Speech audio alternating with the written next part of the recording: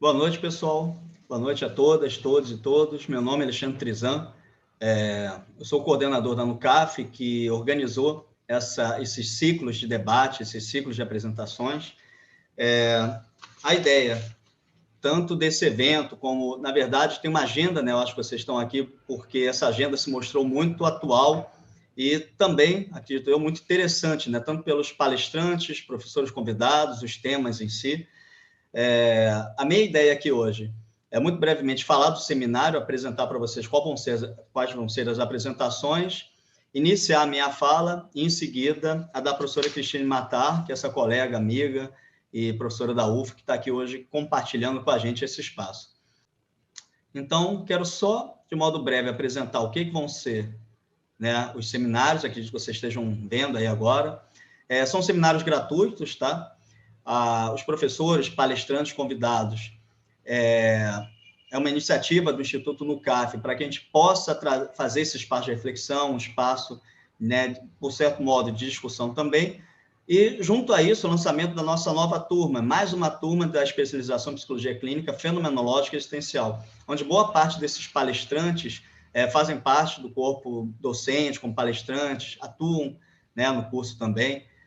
Alguns não, né? A Lia Weiner, que vai estar com a gente semana que vem, não é uma professora do curso, mas ela é uma pesquisadora sobre os temas ligados à branquitude, questões raciais, né? Muito importante para o Brasil nesse momento. Uma psicóloga, professora da Universidade Federal de Santa Catarina, e vão chamar assim, é uma colaboradora de reflexão, é uma amiga, uma companheira, né, dos debates que o nosso instituto promove ao longo do curso de formação. No final, eu vou falar um pouco mais sobre a especialização, mas de modo extremamente breve aqui. Essa especialização caminha para a terceira turma, é uma especialização que dessas 300 horas, 360 horas, as 360 são realizadas como aulas, né? Aulas, no caso, a gente está fazendo de modo síncrono ao vivo, tá? Não é EAD, não é aula gravada, não é atividade assíncrona, não é leitura. A gente indica, com certeza, filmes e livros e textos para serem lidos, mas não são atividades que computam essas horas. Não há um conjunto de horas que acabem concluindo essas 360. Então, é ruim até usar essa palavra, né? Mas em termos de relação de custo-benefício, todas as horas são horas de aula de supervisão, né? Então, acho que esse é um diferencial. Outro grande diferencial, sem dúvida, é o corpo de professores, né? Como eu falei, o Cabral, de Van Fogg, um professor agora aposentado do IFIX, do Instituto de Filosofia da UFRJ, o Eduardo, né? E na filosofia, por esse nosso campo, né? Reconhecer a importância do debate filosófico, tem filósofos para discutir na filosofia. Eu acho que nós, psicólogos, dialogamos com a filosofia, mas não somos de uma formação acadêmica da filosofia. Então, todos nós estamos sempre aprendendo mais, e nada melhor que aprender, como, por exemplo, Marco Casanova, um tradutor das obras de Nietzsche, Heidegger no Brasil, Gilvan, também, outro tradutor, Alexandre Cabral, Eduardo Campos, são, né, filósofos aí, que estão nesses temas há décadas, né? Pensando a psiquiatria, e mais particularmente a psicopatologia fenomenológica, a gente tem os aportes, claro, dos psicólogos, né? Toda a discussão aqui enaltece a psicólogo, porque é o curso. Mas a gente dialoga também com o Guilherme Messas e o Joelson. São dois psiquiatras que têm obras produzidas sobre o que a gente pode chamar, né, de modo ampliado, uma psicopatologia fenomenológica. E aí um corpo grande de professores, eu, Ana Camasmil, Bernardo, Crisóstomo Nascimento, Cristine Matar, aqui hoje com a gente, Daniela Schneider, Fernando Gastal, Lucas Bloch, a Maíra Kline, Mariana Furtado, Mirna Coelho, Roberto Novaes, e outros que não estão aqui, porque como material, né, promocional, a gente acaba reduzindo. Mas tem a Mirna, como eu falei, que agora está fazendo um pós-doc na Itália sobre fenomenologia, feminismo, processos de violência, psicopatologia também, que compõe uma das apresentações desse nosso ciclo de seminários, é uma professora da pós. Dito isso, para a gente poder avançar, tem uma série de disciplinas que compõem o curso, para totalizar o total das 360 horas, a gente passa pelo pensamento de Kierkegaard, Russell, Dilthey, filosofia hermenêutica de Martin Heidegger, particularmente um tanto quanto o tema de hoje, e a das análises Bosby, Zwang. Também temos aulas voltadas para o pensamento de Jean-Paul Sartre e Merleau-Ponty, como contribuições desse campo que podemos chamar de fenomenologia ou fenomenológica existencial. E Prática clínica individual, casal, família, luto, literatura, né? Literatura resguarda um tanto quanto a experiência do existir humano, né? De modo mais originário, de modo mais próprio. Então, é importante esse diálogo com a literatura. Psicologia pós-identitária, pensando em questões de gênero, identitária, racismos. Fenomenologia decolonial, né? E ali no final está a corporeidade, parcialidade, arte, são diversos temas. A especialização é voltada principalmente para psicólogas e psicólogos, mas sobre avaliação, outras pessoas com uma formação de graduação podem participar também. Normalmente são pessoas que já estão cursando graduação de psicologia, como segunda graduação, tá? Mas é necessário ter uma graduação. E essa especialização, na parceria acadêmica que a gente tem com a FATEC, que é uma instituição de ensino superior do sul do país, ela permite estudantes de 9º e 10º período. Então, quem tiver na graduação no 9º e 10º período, a partir pelo menos do semestre que vem, esse agora que se inicia, né? Já estamos de julho para agosto, pode participar também. Supervisão clínica a partir do 7º mês, são 24 meses, né? Como eu falei, total de horas aí distribuídos. Temos uma série de eventos como esse, que é gratuito, mas temos outros também. Temos formação de construção de artigos científicos, temos discussão de plantão psicológico, né, dentro de uma perspectiva hermenêutica. Esse curso ele também marca uma posição da Uncaf, que todas as turmas que a gente abriu esse ano, todas doam 10% do faturado mensalmente para uma instituição, uma ONG, né, com publicidade, divulgado, tudo. O valor mensal é R$ 480 durante 24 meses. É um valor que a gente diminuiu o máximo possível dentro dessa nova parceria com o Instituto de Ensino Superior, porque são aulas ao vivo, né, com um corpo de professores de excelência, mas com certeza menor que os cursos que a gente praticava e muitas instituições ainda praticam, porque a gente entende que esse momento que o Brasil vem passando, o momento da psicóloga e psicólogo, necessitava de um valor, né, um pouco mais acessível. Claro, não é o acessível como a gente queria, mas temos também uma política de bolsas. Então, olhem lá no site, tem uma política de bolsa, de gratuidade, principalmente para pessoas que vieram de processos dentro da graduação que tinham bolsas e tudo. Então, podem olhar lá também, o nosso site é no CAF.com.br, muito fácil de ver. Matrículas até 15/8 são isentos de matrícula, paga a primeira mensalidade, a segunda só em 10 de setembro. O certificado registrado, título de especialista. Aqui, no caso do CRP do Rio de Janeiro, eu sou presidente da comissão do título de especialista, né? Então posso falar com propriedade tanto dessa resolução, da resolução do CNE, do MEC, né? A gente atende isso, como basicamente todos os cursos atendem, né? Quando não atendem, eu acho que foi muito evidente para o psicólogo, para a psicóloga, que tem alguma coisa ali. Esse simpósio de psicologia crítica, a ideia é essa, que de tempos em tempos a gente faça esses debates, possa ter essas discussões. Hoje está sendo aberto, porque a gente está para abrir uma turma, né? Mas durante o curso esses eventos ocorrem voltados só para os estudantes da Uncaf e dos cursos de pós-graduação das turmas que a gente tem. Aí, entre pessoas maravilhosas, né? Mona Lima, uma ribeirinha,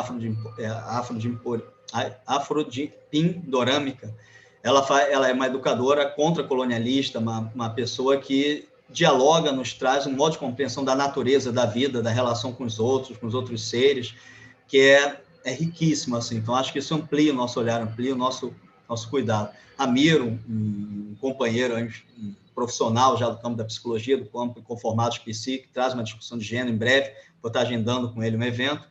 E, por fim, para fechar, temos também uma formação. Para quem não quiser fazer especialização, ou já fez, eu acho que 24 meses é muito, a formação são pessoas participando junto dessas nossas aulas online, mas não tem a supervisão, mas conseguem um título, um certificado de formação.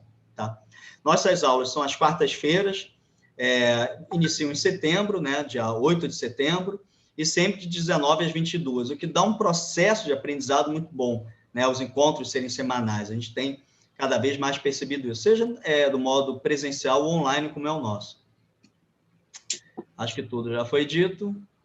A grade está no site, tá, pessoal? Vocês vão poder perceber ali como a gente faz uma discussão que avança realmente de um modo de construção de conhecimento, sabendo que tudo isso aqui que eu estou dizendo não abarca só o campo da construção de conhecimento, mas sim abarca uma formação, uma atitude, um encontro junto ao outro, sempre junto ao outro, mas de um modo que a gente pode dizer de clínico, de cuidado, que possibilite ao outros modos de abertura, que Eu possibilite... ontem afinei. Oi? Abriu algum áudio aí? Tá. Então, vocês podem ver lá no site a grade, tá? Então, vamos começar agora. Eu estou na terceira gestão do Conselho Regional de Psicologia, e nesse tempo todo, desculpa. E nesse tempo todo, o nosso debate realizado lá é pensar essa psicologia de um modo não normativo, não orientador, principalmente nas questões ligadas à sexualidade, né? Não compreendendo ali como patologia, como desvio, como doença, e sim como possibilidade do existir humano. Então, a partir de muito do que eu vi na prática profissional, em outros espaços, em processos éticos, esse foi meu tema de doutorado, que se concluiu em 2019. Acho que o mais importante aqui hoje é entrar nesse nosso debate de pensar, como está no título, né? Clínica Fenomenológica Hermenêutica na Contemporaneidade. Pensar uma fenomenologia hermenêutica com essa preocupação de pensar no momento que a gente vive, no mundo que é o nosso, que a gente está atravessando, pensá-la encarnada, situada, né? Dentro das questões que se colocam à sociedade, se colocam ao nosso mundo e que aparecem na clínica. Muitas vezes as pessoas falam, gênero, raça, são questões que não deveriam ser debatidas na psicologia, por incrível que pareça, tem gente que diz isso. Só que boa parte do que eu, pelo menos, vejo na clínica é ligado a estruturas de opressão, machismo, misoginia, racismo, LGBTfobia. Só que isso parece, né, historicamente, a psicologia, por vezes, não dava tanta atenção, não se atentava para isso como um tema de pensar também, o fazer clínico, o fazer como cidadania, como espaços, né, compartilhados. Dito isso, eu acho que para quem está entrando aqui agora, como o grupo, com certeza, é muito eclético, nem todos devem ser só psicólogos, tem muitos estudantes, a gente recebeu muita inscrição de estudantes, isso é muito bom. De modo muito breve, queria apontar para vocês o que é essa tal fenomenologia hermenêutica, né? Ou a das análises, vou chegar nesse nome também. E peço desculpas para vocês, tá, pessoal? De modo muito breve. Então, com isso, muitos detalhes vão ser omitidos, né, necessariamente. Eu vou tentar controlar meu tempo aqui, vou tentar falar pelo menos uma meia hora, a Cris entra com mais uma meia hora, 40 minutos, e a gente abre para pergunta.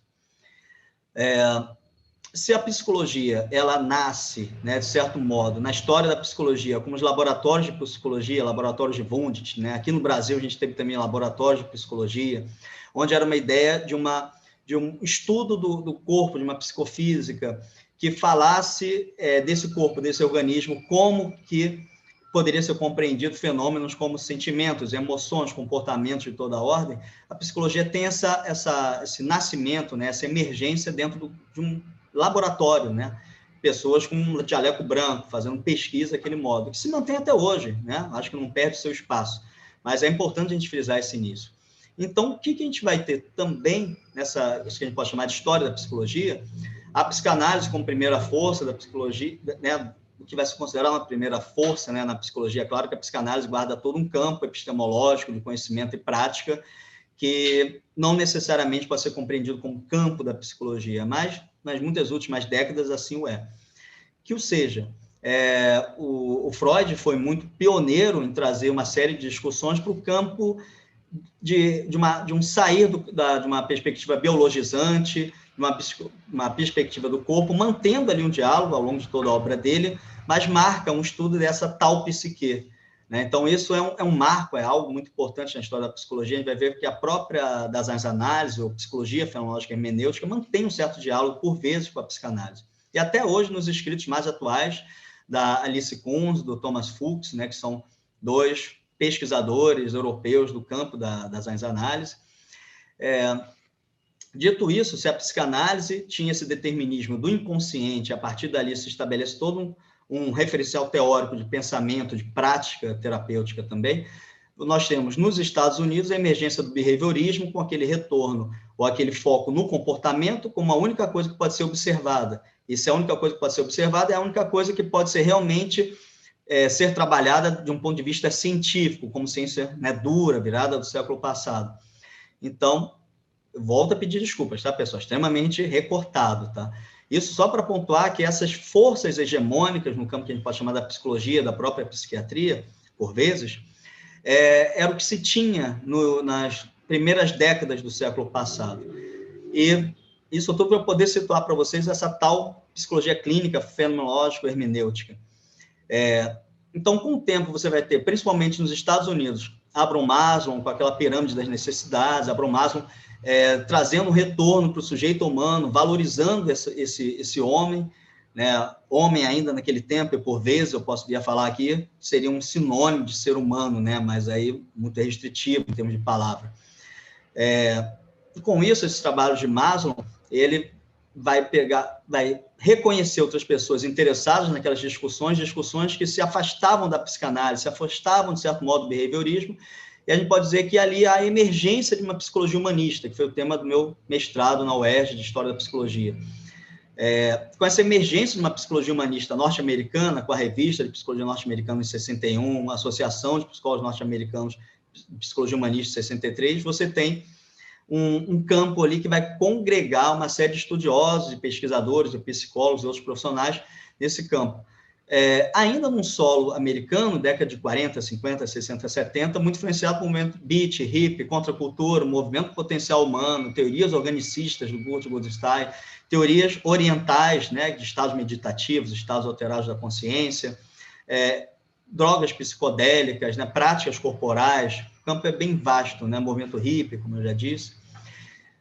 Por outro lado, você vai ter na Europa uma tradição no pensamento, na filosofia, né, notadamente na filosofia, que se contrapõe a modelos subjetivistas de interioridade, psique, que apontam a necessidade de se discutir o existente humano por outras bases, que não uma ideia solipsista de um eu, de um self, pessoa, inconsciente, né, uma série de modelos para eles, que eles consideravam reducionista, positivista, mecanicista, tá? Isso é um debate muito longo, tá? Só estou apontando aqui, espero me fazer de algum modo aí, é claro, nesse debate, mas o que eu quero destacar é que desse campo da Europa, dessa que a gente pode chamar de uma filosofia da existência, esses filósofos, notadamente Kierkegaard, alguns traços em Nietzsche, Heidegger, Sartre e outros, vai ser o tema da apresentação de hoje, tá? Isso aqui é quase só um prelúdio. Esses pensamentos que põem a existência humana por outras bases essas fenomenológicas, existenciais, hermenêuticas, possibilita que a psiquiatria daquela época e a própria psicologia na Europa possam pensar processos de adoecimento, saúde, doença, psicopatologia, clínica, comportamentos, né? Uma série de questões que, notadamente, vinham de um campo de compreensão da psiquiatria clássica ou de um behaviorismo norte-americano ou de uma psicanálise, a partir de um outro lugar. Há um deslocamento de compreensão ali, que é nisso que a gente já vou entrar lá e que a Cris vai poder continuar. Só que esse modo de pensar, vamos chamar assim, existencial da Europa, ele chega também aos Estados Unidos, via profissionais que fogem da Segunda Guerra, né? Diversos pesquisadores europeus de descendência judaica que têm que fugir da Europa, outros que antes mesmo já estavam nos Estados Unidos. Então, toda essa influência chega aos Estados Unidos. E o que esses psicólogos e pensadores humanistas nos Estados Unidos identificam? Traços de semelhança nessa discussão, traços de semelhança sobre algo como liberdade, autenticidade, liberdade, pensar o processo de doença de um modo não tão cristalizado, dogmático, fechado em si. Então, eles identificam algo ali que eles reconhecem como sendo muito próximo. Então, Rolomei, que é um psicólogo que eu considero humanista, né? O Rolomei, apesar de escrever o livro Psicologia Existencial e outros, eu acho que ele está nesse lugar, né, dessa influência. De qualquer modo, é ele que nomeia a psicologia humanista existencial. Se Abraham Maslow diz psicologia humanista, Rolomei fala de psicologia humanista existencial. Então, ele está vendo essa aproximação. De modo geral, esse é o nome por décadas dessas disciplinas aqui no Brasil, é o nome por décadas de livros e pesquisas. Até hoje, ainda pessoas veem essa aproximação.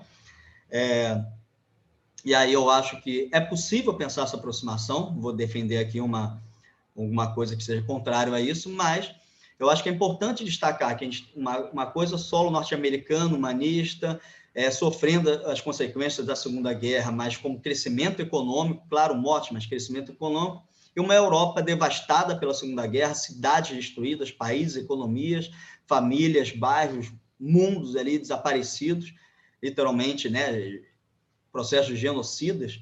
Então, e todo um mastro filosófico da Europa, que não é o solo norte-americano, com forte influência do pensamento pragmatista, William James, né, toda uma tradição do pragmatismo ali que marca muito o solo norte-americano.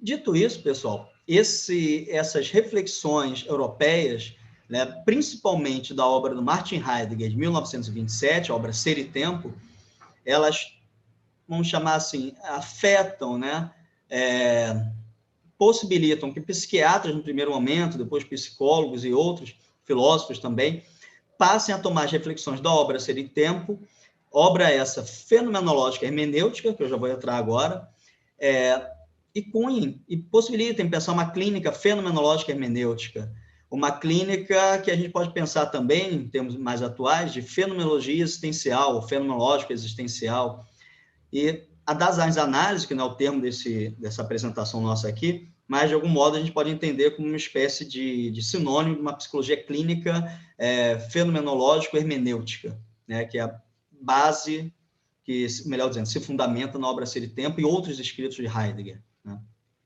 mas, notadamente, Ser e Tempo. Feito esse, como eu digo, brevíssimo prelúdio, eu acho que é importante a gente pensar também, antes de seguir, quando eu falo de um certo pensamento existencial europeu, e a gente não vai ter consenso sobre quais pensadores seriam existenciais ou não. Existencialista, eu já adianto que, para mim, outros estudiosos, é um modo de compreensão particularmente muito do movimento de Jean-Paul Sartre, em Paris, numa certa época, um movimento ligado à cultura, artes, política, clínica, né? Mas que eu demarco, a princípio, isso não é um consenso, tá? O existencialismo muito como algo muito debitado das reflexões sartreanas da obra Ser e o Nada e todo o movimento ali de Paris. Já pensamento existencial, eu arrisco a pensar de modo mais amplo e também fazer algo que esses filósofos não se reconhecem, né? Ou não se reconheceriam. Mas, para efeitos puramente didáticos, eu acho que a gente pode dizer, pensamento existencial poderia se dizer de modo didático, muito por Kierkegaard, Heidegger, Sartre, Merleau-Ponty, né? Claro, né? Não limito neles, mas de modo didático, acho que isso é uma sinalização importante. Então, se eu quiser pensar num desses primeiros pensadores, assim, se não o primeiro, aquele que é muito reconhecido e citado, seria o Kierkegaard, né? Um filósofo dinamarquês que viveu de 1813 a 1855.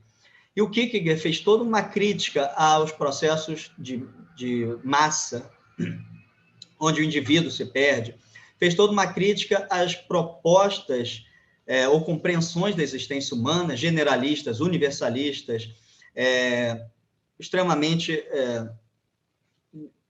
noções de um absoluto, de um homem universal, absoluto, criticando essa perda desse singular, desse indivíduo. Uma crítica à superficialidade e às ilusões que as pessoas viviam, na época já que era dele, 1800, né, em meados. Pode parecer, será que as reflexões de Kierkegaard, né, por que uma psicologia existencial, né, aqui ampliando, fala tanto de filosofia? Né? Eu acho que toda a psicologia é marcada por filosofia, só que por vezes ela não sabe ou não discute isso. Né? É impossível desprender o pensamento dos grandes psicólogos e psiquiatras de influências e desdobramentos do campo da filosofia.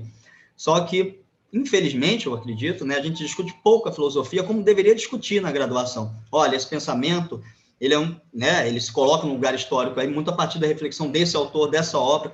Claro, pensamentos europeus, ocidentais, que a gente tende a dizer, mas foi o campo de construção daquilo. Eu acho que a fenomenologia existencial, ela reconhece a importância da filosofia nesse reposicionamento da pergunta sobre o que é o existente humano, o que é o ser humano, e a partir daí dialoga muito com eles para pensar possibilidades outras de ver o que se mostra na clínica, de ver os acontecimentos, de pensar os processos de adoecimento, de sofrimento, e pensar uma possibilidade de uma clínica. Então, e acima de tudo, né, para quem já se deteve um pouco mais na obra de Kierkegaard, por exemplo, vocês podem observar que muito do que é falado lá atende ainda aos nossos tempos.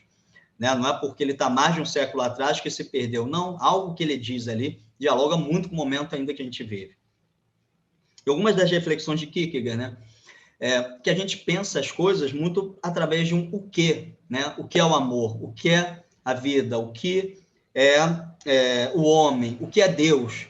Ele vai apontar, cara, essa pergunta, o que, como coisa, substância, substancialidade, não atende a todas as questões, a todos os fenômenos, a tudo aquilo que a gente se predispõe a compreender. Né? Quem disse que o amor é um quê? Quem disse que Deus é um quê? Né? Esses questionamentos para ele são fundamentais para dizer, cara, o homem também não é um quê? Ele não é uma substância, ele não é uma coisa dotada de propriedades previamente dadas que cabe eu esmiuçar, detalhar, compreender, dividir em partes, algo muito debitário do pensamento cartesiano, para daí poder compreender isso.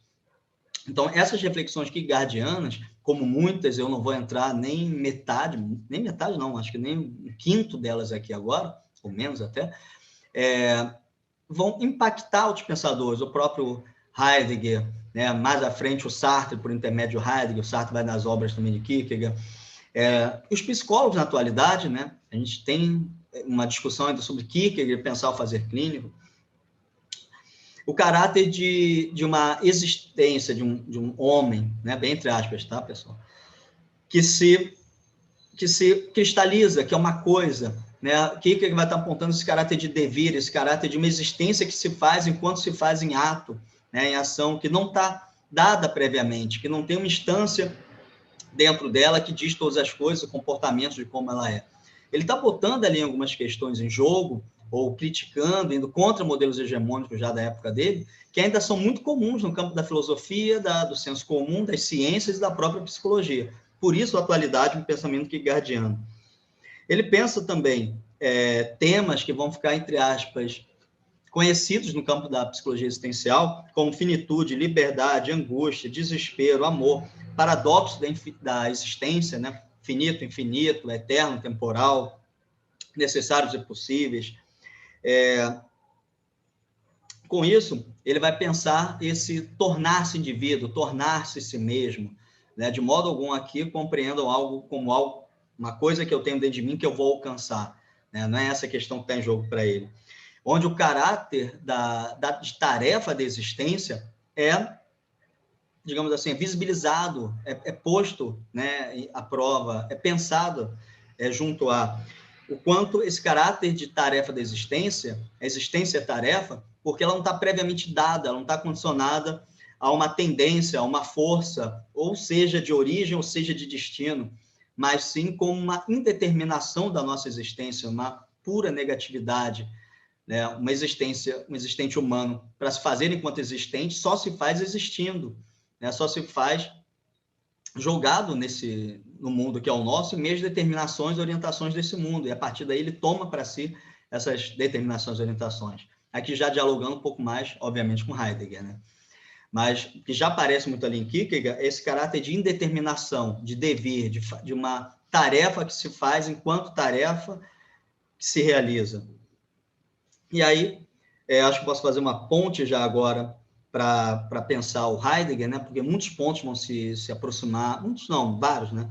Se aproximar de uma reflexões kierkegaardianas e reflexões heideggerianas, né? Martin Heidegger, novamente autor da obra Ser e Tempo, de 1927, muitas outras depois, que pensando esse caráter de indeterminação ontológica originária da existência, se nada que somos a priori, que se faz enquanto existente no próprio existir, dialoga com Kierkegaard nesse aspecto de pensar uma liberdade ontológica, uma liberdade do existente, como possibilidade para possibilidades, mas possibilidades sempre situadas, fáticas, dentro do horizonte do tempo histórico que é o nosso. Então, não de uma liberdade plena e restrita para tudo, mas sim como não há algo prévio que diga como devemos ser, sou liberdade, mas essa liberdade se faz em atos, se faz situada, se faz, por vezes, limitada no horizonte histórico que é o nosso. A grande questão de Heidegger, era também voltar essa questão do ser, do existente humano, tomar a pergunta sobre como as coisas se manifestam para nós, é a questão do ser, né? Eu acho que é um grande tônus ali da obra Ser e Tempo, que ele vai estar pensando o existente humano não mais, e aí ele vai deixar isso claro na obra Seminário Isólico, mas já na própria obra Ser e Tempo, ele não vai pensar cada um de nós como pessoa, sujeito, eu, homem, self, porque todos esses termos estão impregnados de sentidos, seja da psiquiatria, da filosofia, da psicologia. Então, ele vai cunhar um termo, acho que muitos aqui já devem ter ouvido falar, ser aí, em português, né? Um dos modos de tradução, a gente tem presença, tem aí do ser, com a professora de Évora, Cris, depois pode lembrar o nome dela, mas esse ser aí, o aí do ser, ou presença, é o Dasein, né?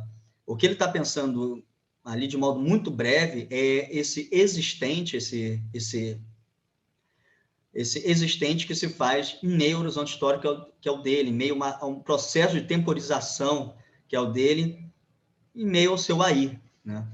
E aí, pessoal, tem uma discussão muito longa, várias coisas que eu estou apontando aqui vão ser muito, muito detalhadas, quer dizer, muito não, vão ser melhor detalhadas em outras apresentações e principalmente na pós, né? Isso é óbvio, claro, nos artigos desses professores todos do curso, tudo. Mas pensar Dasein não é simplesmente um neologismo, né, ou ser aí, vou trabalhar com esse termo agora, mas é dizer, eu não posso trabalhar com outras noções que designam o existente humano porque eles confundiriam toda a minha prática. Não é isso que todos nós aqui que somos psicólogos ou estudantes vivem quando leem inconsciente, a palavra inconsciente, em qualquer ator, seja Erik Erikson, seja dos diversos da psicanálise, é sempre importante dizer, de que inconsciente esse autor está falando ali? É o inconsciente freudiano? É o lacaniano? É o inconsciente com aporte já de outro autor? Porque uma palavra, ela traz em si significados, ela traz em si algo construído historicamente, né? Então, o que o Heidegger vai ver, ele vai dizer, cara, nesse momento não dá para trabalhar com esse termo, é o Dasein.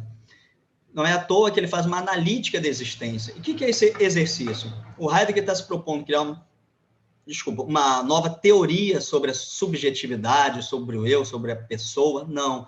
Ele está buscando dar um passo atrás para buscar as estruturas fundamentais do existente humano, as estruturas ontológicas do existente humano. Se toda a compreensão que a gente tem, de modo geral, ela é ôntica, ela é concreta, ela é o homem do seu tempo, sem por vezes dizer que aquela compreensão é datada historicamente, o que o Heidegger busca é um desafio, né? Buscar o fundamento do existente humano antes de compreensões ônticas, compreensões das ciências naturais, das psicologias, das psiquiatrias, das psicanálises. Ele está tentando dar esse passo atrás. E o que seria dar esse passo atrás? Como ele dá esse passo atrás? Por vontade? Agora eu quero? Não, ele se apoia num método do mestre dele, do professor dele, Edmundo Husserl, a fenomenologia. Quando ele se apoia na fenomenologia, com as suas máximas, e sendo aqui bem clichê, as coisas elas mesmas, que as coisas falem por si próprias, que elas se mostrem a partir do próprio campo de mostração que é o delas, o que o Heidegger está tentando, enquanto método ali, que eu não vou poder me debruçar aqui, é suspender os conceitos, as teorias, os sistemas, sejam da psicologia, do senso comum, das ciências, da filosofia, da antropologia, do que seja, suspender de modo que o fenômeno apareça, de modo que o fenômeno fale por ele mesmo. Obviamente, esse é um exercício ingrato, né? Porque nunca suspenderemos tudo que nos atravessa, nos constitui, óbvio. Mas é um exercício muito diferente de eu olhar para algo e dizer, aquilo ali eu já sei, porque naquela teoria explica esse diagnóstico. Essa criança fez isso, TDAH, tenho certeza. Qual o problema de você já olhar um fenômeno tomado por certezas, tomado por teorias científicas, que você tende somente a ver aquilo que está dentro daquele seu campo de compreensão prévio, aquilo que está dentro desse seu saber prévio, tudo aquilo que escapa, você tende a não ver. E quando algo aparece que corresponde àquilo que você tem como certeza absoluta de verdade, você diz, nossa, estava ali o tempo todo, eu sabia que eu ia ver. E aí a gente dá o diagnóstico, a gente rotula, a gente diz o que é a experiência do outro. Então, o movimento fenomenológico é um método, é uma atitude, acima de tudo, pôr em suspenso para poder deixar que a coisa se mostre a partir dela. E aí, de algum modo, o fenomenólogo possa descrever o que aparece. Mas isso, novamente, tem delicadezas e ressalvas aí infinitas. Não vou dizer infinitas, né, coitado, que aí ninguém vai querer estudar isso, mas muitas, tá? Não são coisas... Por quê, pessoal? A gente tende a ouvir tudo, a pensar tudo a partir do nosso campo de compreensão, que eu acabei de falar, que eu poderia ter mais tempo para falar do círculo hermenêutico. Mas o que eu quero dizer?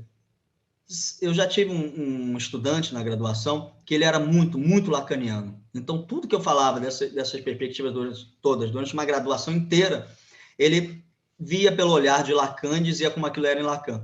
E coincidiu dele conseguir esse ápice numa aula exatamente sobre círculo hermenêutico, onde o que compreendemos a partir de campos de compreensão prévios sedimentados. E aí eu dei o exemplo, olha, é isso que você está fazendo. Você compreende tudo a partir da perspectiva lacaniana. Então, você literalmente não enxerga, não ouve, não acessa, não se aproxima do que eu estou querendo trazer aqui. Ele riu, né? Um cara ótimo, né? Ele riu, né? Levou de boa. Porque é isso, é um exercício, é uma atitude. Né? Então, obviamente, uma apresentação de meia hora, a gente tende a converter tudo porque a gente já sabe. Mas, eu acho, de algum modo, quem se deixa tocar pela experiência da existência que é a nossa, do outro, da literatura, das artes, da filosofia, dos contos, da poesia, vê que tem alguma coisa ali que não corresponde a esses modelos mecanicistas, positivistas, explicativos, né? A gente está em um certo lugar aqui, pessoal, descritivo e não explicativo, né? Por vezes, também não interpretativo, mas sim compreensivo da abertura existencial que é o outro, compreensivo da existência que sou enquanto compreensão e abertura. Então, eu tento realmente trazer as coisas aqui de modo que possibilite mais o diálogo, mas sei que pode não ser tanto assim. De qualquer modo, Heidegger busca, então, como ser do homem se mostra a nós, tentando colocar em suspenso as certezas da ciência, da filosofia. E essa atitude fenomenológica ela é uma atitude, como Russell já nomeia, de antinatural. Por que é uma atitude natural? Eu olho as coisas, digo o que elas são, já sei o que elas são, já tenho certeza de seus funcionamentos, o que seja, e quando a gente leva isso para o existente humano, que eu acho que é o mais chamado de grave, né? Isso eu acho que é muito fácil de ver nos processos de psicopatologização da infância, né, do nosso tempo. O Brasil é o país que alguns anos, mais receita metilfenidato, composto da Ritalina. É o país que mais diagnostica TDAH, né, per capita. Então, ou o Brasil vive esse surto absurdo disso, ou há um excesso de diagnósticos. Tá? Até não diria que há um total erro nisso, mas eu acho que é evidente que há um excesso desse olhar que, ao se debruçar sobre o outro, já diz que ele é a partir de um modo de não funcionamento, de disfunção, de patologia. Então, pensar uma clínica fenomenológica é uma clínica que mantém essa atitude, né? De se debruçar, de estar junto. É uma clínica que põe em questão os nossos conceitos prévios, nossas compreensões prévias. Por isso que é atitude. Né? Eu acho que a boa psicologia, né? Me desculpe se alguém discorda, eu acho que é aquela feita muito pelas atitudes, mais do que uma técnica. Que quando eu vejo no outro uma coisa dotada de propriedades, eu tenho técnicas que eu ensino sobre eles, somente técnicas, né? Nada aqui contra uma técnica, uma prática técnica, modo algum, até porque essa é uma questão, né? As técnicas, por vezes, funcionam, mas eu acho que tem perguntas prévias aí, que a gente poderia dizer o que é funcionar, o que é fazer o outro funcionar melhor, o que é uma técnica sobre o sujeito, quando aplicá-la, né? Acho que tem uma série de elementos aí que é desse campo que eu estou aqui, pessoal, que eu não tenho como me omitir. Uma psicologia fenológica, hermenêutica, existencial, ela vai pôr em questão isso. Não jogando tudo no lixo, não é isso que Heidegger diz, não é isso que eu digo, nenhum professor. Mas esteja atento a isso, veja o que gera, que violências estão ali, que processos de subjetivação estão em jogo naquele teste, naquela prática, naquela fala. Né? O quanto você tira o outro da liberdade que é a dele, dizendo a ele o que ele tem que fazer. Né? O quanto você interpreta a experiência dele patologizando, a experiência essa que é uma experiência da diversidade do existir humano. O quanto você reduz a possibilidade de ser do outro, quando na educação, no processo de criação ou na clínica, você diz a ele o que ele não deve ser e como ele deve ser. Então, esses são elementos sempre chaves para uma clínica nesse certo campo fenomenológico existencial. Pensar os sofrimentos oriundos das normatizações e violências identitárias. Uma coisa, como eu falei no início da apresentação, né, eu tenho um livro de questões de gênero, em diálogo com Butler, Beauvoir, outras autoras brasileiras, tudo, Heidegger, que é uma coisa que muitas pessoas perguntavam na obra e antes, como eu falei em processos éticos que eu participei, em palestras, tudo, as pessoas diziam, tá, mas a pessoa que quer deixar de ser gay, que quer largar a homossexualidade, você não vai atender, você vai dizer que não? Nunca foi essa a questão. Eu acho que a questão na clínica, a gente acolhe todo tipo de sofrimento que apareça, mas eu não posso naturalizar um sofrimento que muitas das vezes é oriundo da relação dessa pessoa com o mundo, com as pessoas, com o empregador que é o dela, com os pais, com a família, com a sociedade, o risco que ela tem de realmente apanhar na rua, de ser demitida, não ser contratada, né? Sofrer chacota, morrer no final das contas, né? Eu acho que não preciso falar o quanto o Brasil é violento com todas as possibilidades LGBTQIA+. Então, estar atento a isso é dizer, eu não vou coadunar que existe um tratamento ou uma cura ou uma conversão daquela pessoa. Eu vou tentar, junto a ela, compreender esse processo de sofrimento, porque, da minha experiência clínica, o que eu vejo é que se o mundo não fosse esse poço de intolerância absurdo que ele essa pessoa não sofreria. Ela não sofreria, né? Eu tenho até um dado aqui muito tolo, por vezes, para dizer, mas essa semana, né, eu sou dessa época, né, eu vi o desenho do He-Man décadas atrás, quando era jovem, e revi a nova coisa que saiu do Netflix do He-Man. E eu fiquei espantado com a quantidade de pessoas do Netflix questionando que a Tila parece ser homossexual, que ela tem um caso com outra menina, que há uma pauta gay no desenho. Cara, pelo amor de Deus, né, cara? Eu quero que o Adam beije, né, quem ele quiser, que a Tila beije quem ela quiser, como eu quero que as pessoas sejam felizes e amem quem elas quiserem. Mas a quantidade de youtuber, ou sei lá o que eles são, com raiva de ter uma personagem, teoricamente, do conto ali, homossexual, e o que é mais incrível, né? O He-Man sempre tinha aquela liçãozinha de moral no final do desenho, não é verdade? E o que é pensar hoje em dia, quer dizer, melhor que moral, uma lição de reflexão que ele tinha no final do desenho.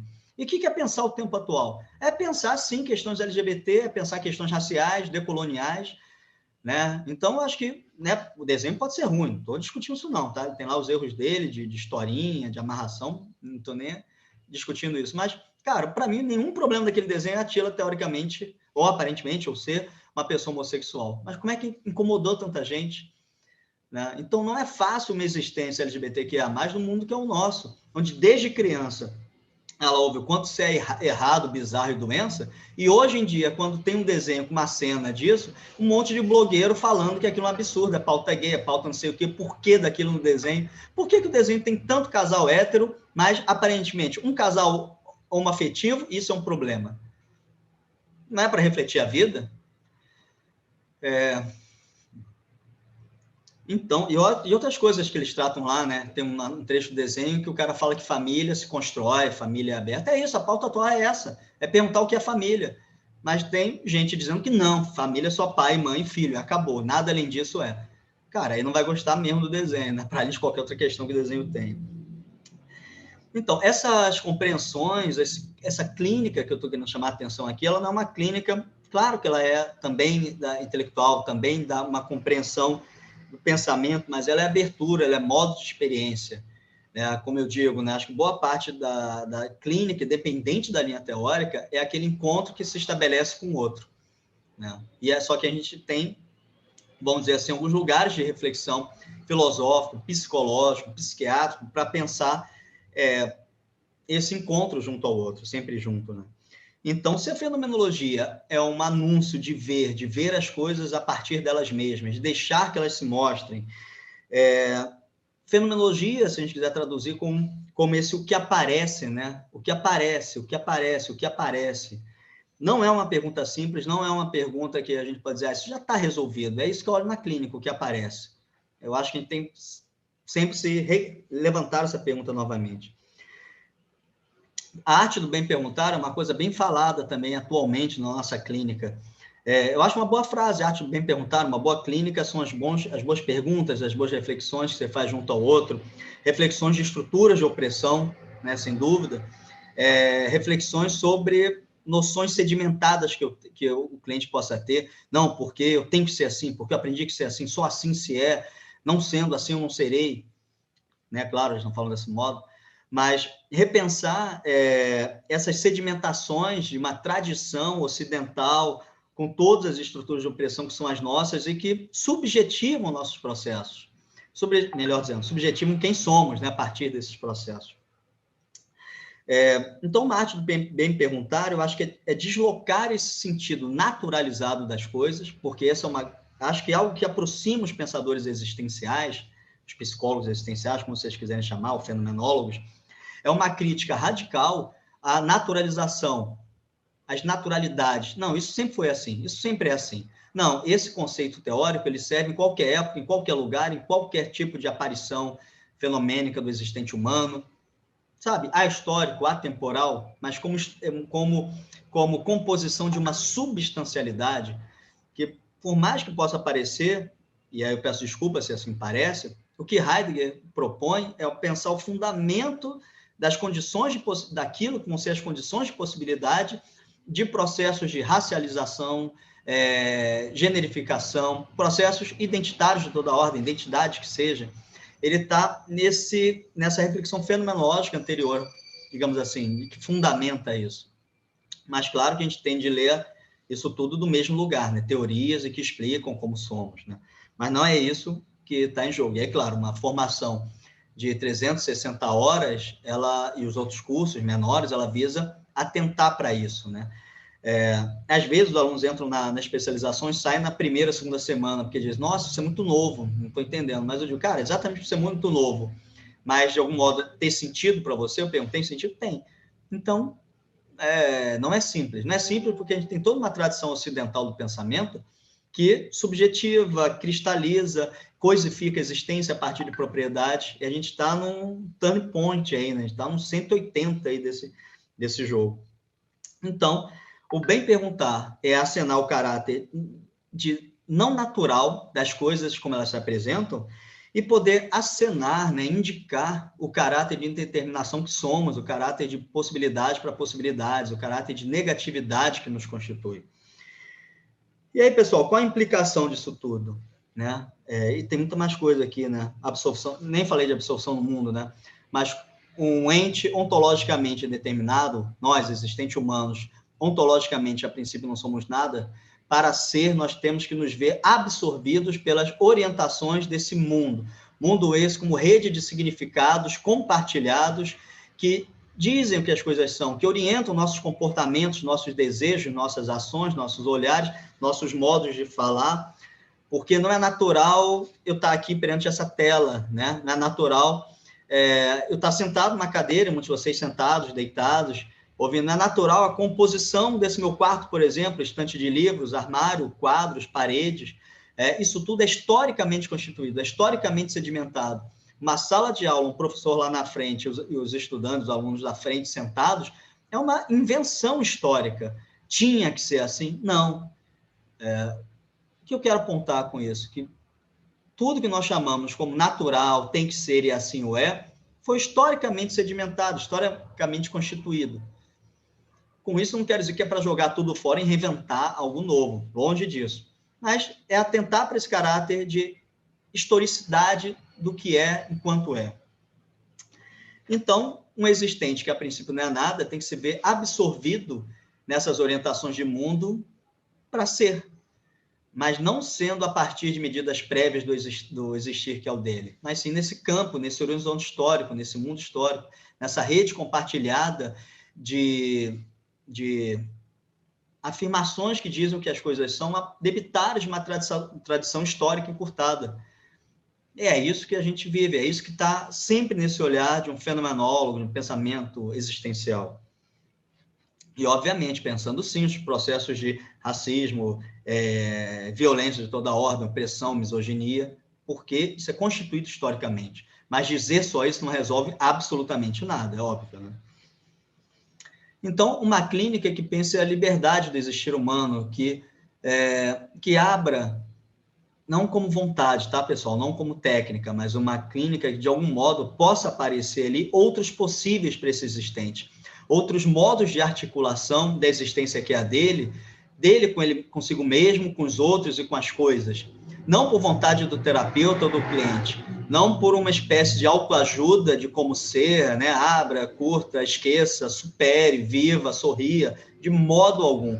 Que essa é uma grande tradição que a gente tem, de achar que por vontade eu mudo minha vida, por vontade eu posso mudar o outro. Não, infelizmente não. Crises existenciais têm que ser abertas pela própria existência no seu existir, para que outros possíveis apareçam. Né? A gente, claro, pode estabelecer algumas fissuras aí, alguns estranhamentos sempre. Acho que a clínica é um lugar de estranhamento, né? Estranhamento perante a mim, perante o outro, perante o que aparece, estranhamento, para que outros possíveis possam emergir. Possíveis esses que eu não tenho a menor ideia do que são, porque eu não tenho um modelo de humano. Eu tenho, sim, uma compreensão ontológica que o existente humano ele é sempre mundo compartilhado, ele é sempre ser com os outros. Não há existência apartada da relação com os outros. Por mais que ela se isole, se feche, se tranque, suba na montanha, ela é sempre existir junto aos outros. Isso é um caráter ontológico da existência. Liberdade de possibilidade para possibilidades é um caráter da existência, um caráter ontológico, um caráter de poder ser. Então, elementos como poder ser, liberdade, responsabilidade ontológica, processos de singularização, tonalidades afetivas, algo muito caro para a gente. Tonalidades afetivas já é o modo que eu existo, já é o modo que eu estou enquanto abertura, porque o existente humano ele é abertura. Aí, pessoal, não tem tempo de falar de subjetividade, interioridade, críticas que Russell já vai apontar para isso quando pensa em tensionalidade, né, relação homem-mundo, como Heidegger vai radicalizar isso, dizendo que nós não temos intencionalidade, algo assim, nós somos pura intencionalidade. Nós somos exister, existência jogada para fora, sempre junto às coisas, sempre para fora. Não há um eu aqui dentro que se joga, não há um eu que olha, capta, eu já sou essa abertura. E acho que um modo muito potente de entender isso seria pensar tonalidades afetivas, que é algo que aparece na obra heideggeriana, que eu já estou aberto junto às coisas, no meu caráter de jogado, já de um certo modo, uma certa tonalidade, afinação, sintonia. Em outras palavras, se eu estou experienciando o mundo de um modo que a gente vai chamar de triste, cabisbaixo, chateado, as coisas já me aparecem assim. Alguém vai me chamar, eu não vou ouvir. Alexandre, o que houve? Por que você está gritando? Estou aqui do seu lado. Então, pega esse copo aí do seu lado. Que copo? Esse copo aí. Copo, não estou vendo o copo. Esse copo aí. Aí que eu vejo, esse copo estava o tempo todo do meu lado.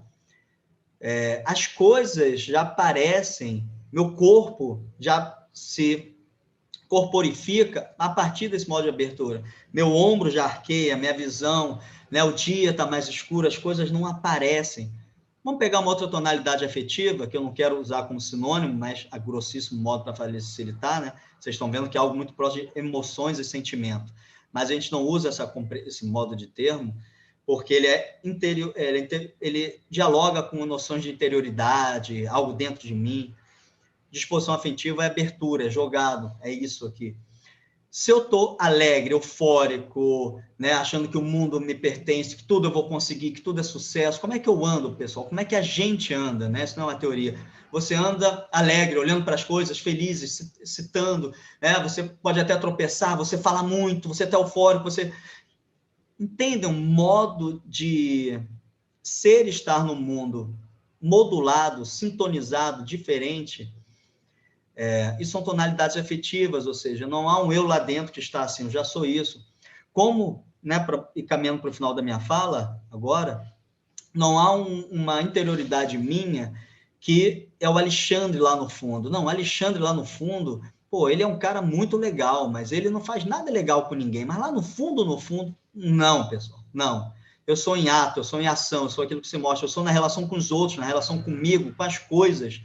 Eu, quando cuido, né, um termo heideggeriano só, mas para pensar aqui, eu quando cuido das minhas relações com os outros, da relação do outro, de mim, das coisas, eu estou cuidando da existência que é minha, eu estou sendo. O que eu quero dizer? Não há um cara que é muito, muito legal, mas né, não vou usar um palavrão, é muito mau caráter com todo mundo. Mas, no fundo, ele é legal. Mas esse fundo nunca aparece. Por que nunca aparece? Porque não há. Ah, você está querendo dizer que ele nunca pode ser de outro modo? De forma alguma. Mas ele é, enquanto está sendo aquilo que ele é. Que ele performatiza, né? Que em performance, em ato, em ação, ele é. Ele pode ser outros possíveis? Obviamente. Mas também tendemos a repetir o nosso sido, né? Eu tendo a repetir meus modos de falar, meu modo de gesticular o óculos, meu modo de me apresentar, tendo a repetir meus desejos, meus comportamentos, minhas ações, mas eu não estou preso a eles, né? Por quê? Porque, no final das contas, meu fundamento último é não ter fundamento. O fundamento se faz na existência enquanto ação, enquanto encontro com o outro, enquanto possibilidades minhas que são abertas pela minha própria existência no mundo histórico que é o meu, que orienta também os meus possíveis. Fechando, pessoal, acho que é pensar o quanto uma clínica dessa coloca em jogo o existir, o meu existir, o existir que é do outro, que coloca em jogo as relações, os modos de compreensão previamente dados. E aí, sempre tem muito mais coisa para dizer, né? Mas, para encerrar mesmo, aqui é uma coisa que eu anotei, uma colinha, né? Ser livre não é o que você faz em si, né? Mas sim o modo como você se relaciona com suas escolhas de uma forma apropriada. Não é algo dado de fora, é derivado da temporalização de nossas existências, né? Derivada de nossos modos de constituição no mundo, né? Nessa rede de relações com os outros. Sempre de modo co-originário, tá? Eu, os outros, eu, o mundo, sempre de modo co-originário, não há uma relação de antecedência aí. Mas teria muito, muito mais para a gente falar, pessoal. Tonalidades afetivas fundamentais da angústia, já insere tempo, tédio, que aparece na década de 30 em Heidegger, era da técnica, que vai pensar esse mundo, onde tudo aparece como disponibilidade, como coisa, onde nós nos colocamos as últimas consequências como uma, sei lá, disponibilidade, como recurso. Eu sempre brinco assim, as pessoas falam, estou com uma dor de cabeça, essa minha cabeça, esse meu corpo é um problema. Cara, nós somos corpo, nós somos existentes corporificados, nós somos corporeidade. Então, não é aquele comercial que o cara está querendo fazer um monte de coisa, mas a cabeça dói, ele toma um remédio, aí ele sai fazendo reunião, sai pegando avião. Né? Não, né? Nós não somos uma dicotomia com esse corpo, nós somos esse corpo. E a existência humana, ela tem relações, né? Ela tem constituições históricas também. Aí, já que eu falei de comercial, o comercial do Santander, um pouco antigo, do Rodrigo Santoro perguntando, né? Eu não sei porque, no saguão de um aeroporto, todo apagado o saguão, ele olhando a pista de voo, ele de terno, uma pasta, ele fala alguma coisa assim, tá? Não sei por que estou aqui, não sei por que eu vou continuar. Aí já mostra ele entrando na rampa do avião, mas eu não posso parar, tenho que continuar. Santander, banco de investimentos, não sei o quê. Cara, eu acho que essa é a marca do nosso tempo, né? Eu não posso parar. Não sei por que faço isso, mas faço. E faço porque faço. Né? Obviamente, vai dialogar com ideias de esgotamento, de cansaço, de exaustão, de burnout, né? Por aí vai. Então, por fim mesmo, fechando, minha fala de muitos que vão estar aqui, vão pensar os processos históricos de opressão que fenomenalizam, que tornam possível o que se é. Ou, de outro modo, pensando, desfenomenaliza os fenômenos. Como uma mulher negra periférica, ela é desfenomenalizada, como um jovem negro brasileiro, ele é desfenomenalizado enquanto existente, enquanto alteridade, para algo menos, algo descartável, algo possível de sofrer uma série de violências, algo que a gente lê notadamente nos jornais e mídias, incessantemente nesse Brasil que a gente vive.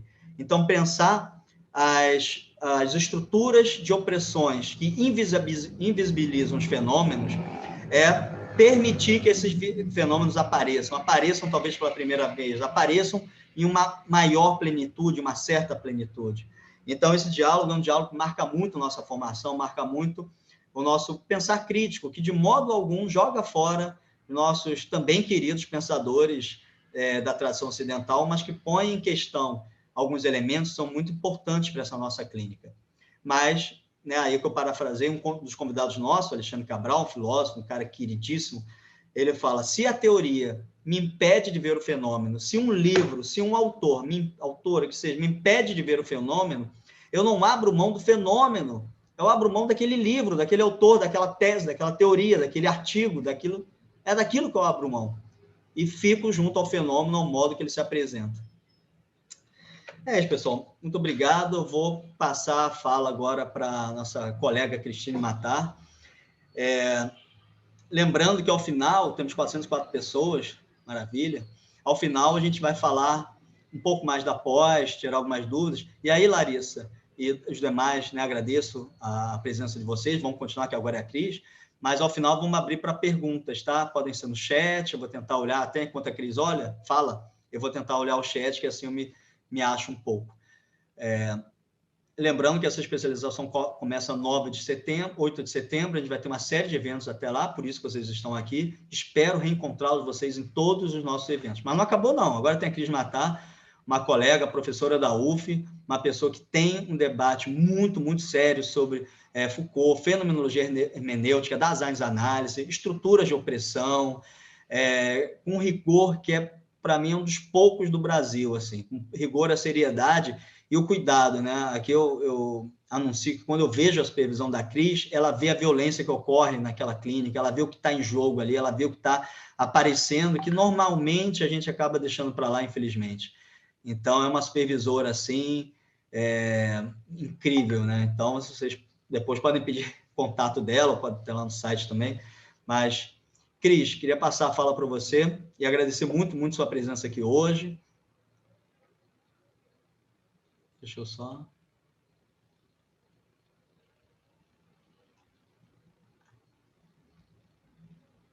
Deixa eu procurar aqui, que é mais fácil, né? 400 pessoas. Ah, a Cris estava sem som, como é que ela vai poder falar? Eu acho, né? Agora eu liberei o som dela. Você tinha que autorizar. Então, obrigada. Tá bem. Posso começar? Então, eu coloquei o cronômetro aqui. Eu pensei em falar 20 minutos no máximo, para deixar tempo, pelo menos uns 20 minutos, para que vocês possam perguntar e o Alexandre voltar também com as informações mais objetivas do curso, né? Então, vou tentar ser breve. Agradeço pelo convite, boa noite para todas e todos, é um prazer e uma alegria estar aqui. Essa abertura, não é, do curso, para que a gente fale um pouquinho sobre, não é, o que faz com que se procure essa perspectiva, né? Nós vemos hoje aqui 402 pessoas, outras vão assistir a gravação, né? Em torno de 1.000 pessoas viram essa temática e se interessaram, se sentiram atraídas. O que acontece aí, né? Acontece que a fenomenologia hermenêutica tematiza o que se passa conosco em nosso tempo, conosco e com as pessoas que nós atendemos. Por isso nos atrai. Acontece que as outras psicologias são alinhadas com aquilo que acontece hoje, né?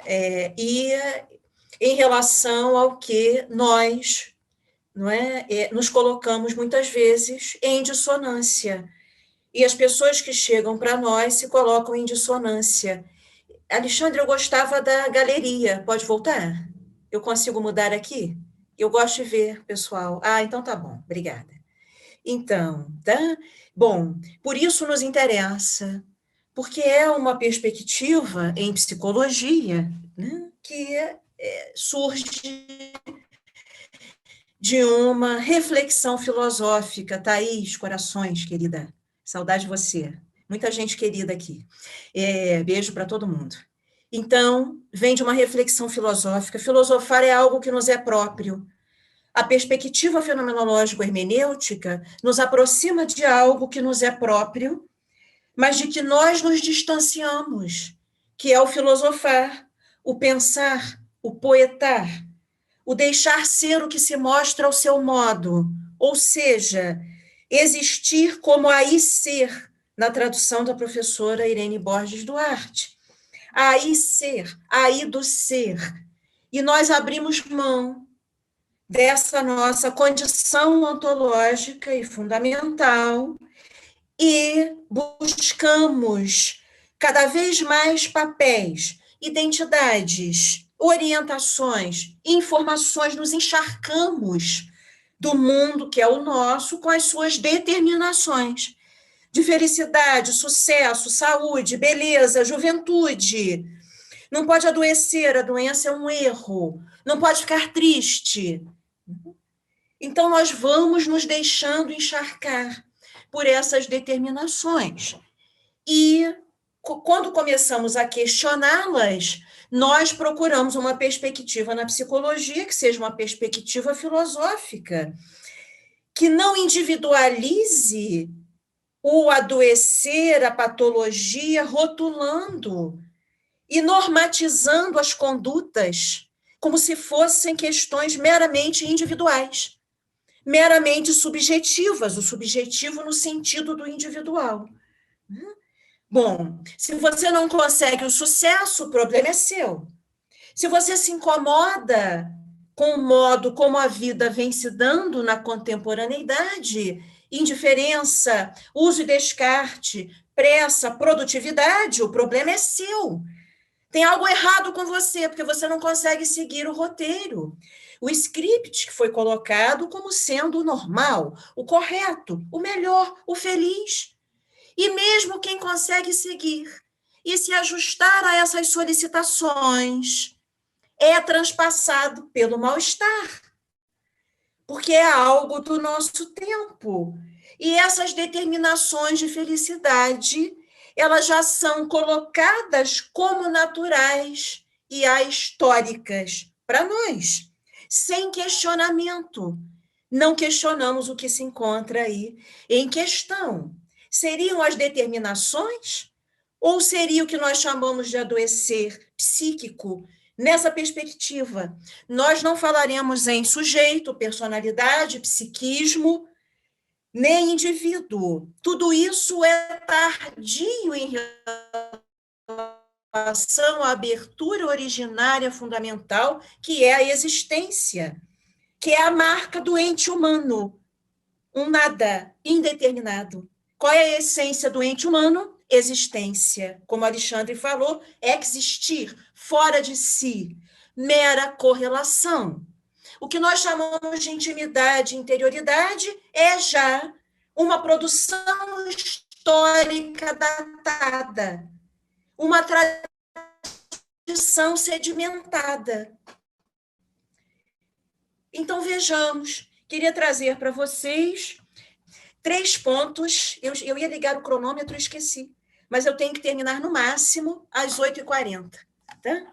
Minha conexão ficou instável agora. Vocês me ouvem bem? Me ouvem bem? Tá bom. Se ficar instável, me avise, tá? Me avisem. Vamos lá, então, né? Bom, eu venho trabalhando muito mais com o pensamento heideggeriano, né? O Alexandre citou aí um curso de Kierkegaard.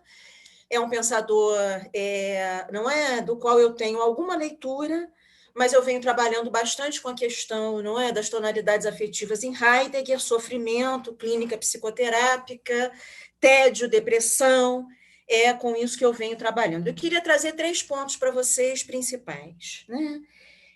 Rapidamente. O primeiro ponto, já começamos a falar, essa psicologia não surge da medicina, nem do laboratório, nem da própria psicologia. Ela, né, tem uma fundamentação que é da filosofia. Psicologia e filosofia nem sempre foram separadas. Você tem no período helenístico romano a terapia filosófica, a terapia da alma, alma como vida, não com psiquismo mental interiorizado. Psirré ou psique significava vida, sopro de vida, era sinônimo de bios, não é? A existência, como é que se cuidava da existência? Filosoficamente. Práticas espirituais, cuidado de si. Michel Foucault retoma essa discussão nos seus últimos cursos no Collège de France. Em 84, ele termina um curso em março, A Coragem da Verdade, em junho ele morre. Então, havia uma, não é, terapia que era um cuidado de autoconstituição, como não havia mesmo fixo, substancial, a priori, subsistente, né? Era preciso constituir-se nas práticas de si, numa filosofia da experimentação. A filosofia da experimentação é retomada pelos filósofos com os quais nós trabalhamos na perspectiva fenomenológico-hermenêutica. Tanto Kierkegaard, quanto Heidegger, quanto Sartre, não é? São filósofos da experimentação e não da metafísica. Então, primeiro ponto, o psicológico é tardio em relação a essa abertura originária. Nós lidamos na clínica com o psicológico sem perdermos de vista a sua condição de possibilidade, que é o fundamento radical, a existência. Então, nós lidamos com o ôntico, tendo em vista a sua indissociabilidade com as características ontológicas do existir humano, que são descritas por Heidegger em Ser e Tempo, de 1927, onde ele faz uma analítica do Dasein, explicitação das características ontológicas do existir humano, que são reunidas numa estrutura fundamental da existência, que é o cuidado. Tradução do termo alemão Sorge, como disse o Alexandre. Cuidado, ser com, ser junto a, já é o modo de ser que nos constitui. Nós não somos primeiro para depois entrarmos em relação com o ser dos entes que vem ao nosso encontro no mundo, não. Nós somos a abertura onde acontece o desvelamento do ser dos entes, inclusive do ente determinado que somos para nós mesmos. Nos tornamos tema para nós mesmos, porque o ente determinado que somos, com esse nome, esse endereço, esse CPF, essa profissão, né, é tardio em relação à abertura originária, que é uma indeterminação. Por isso, Dasein é os seus modos de ser, e somente isso. Só é sendo, não é nada de subsistente, não é nada de substancial. Bem, primeiro ponto, então, a psicologia fenomenológico-hermenêutica leva em conta uma compreensão filosófico-existencial acerca do existir do ente humano, que interfere na visão do que nós chamamos de adoecer e de cuidado clínico.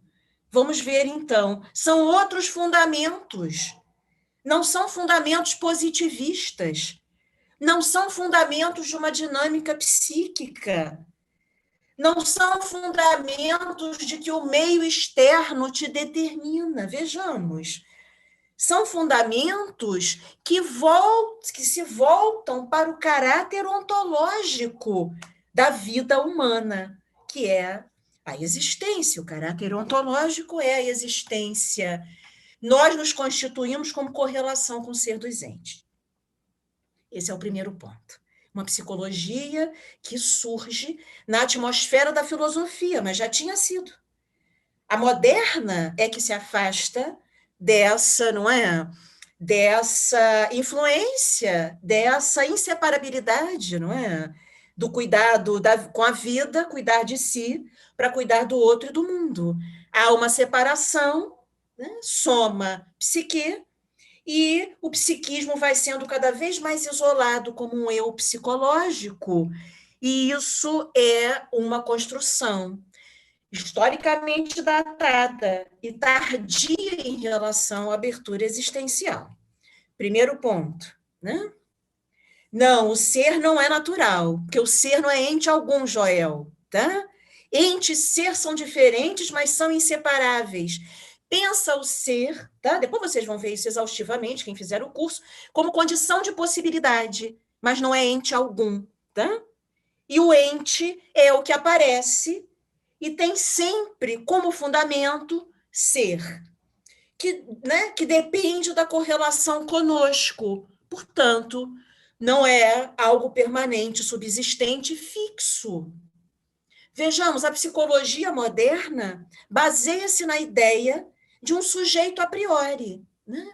Existe um homem racional, tem uma personalidade e ele é fixo, tem uma essência. A noção humanista é essa, né? Existe o homem como base, como ponto de partida. Para nós, não.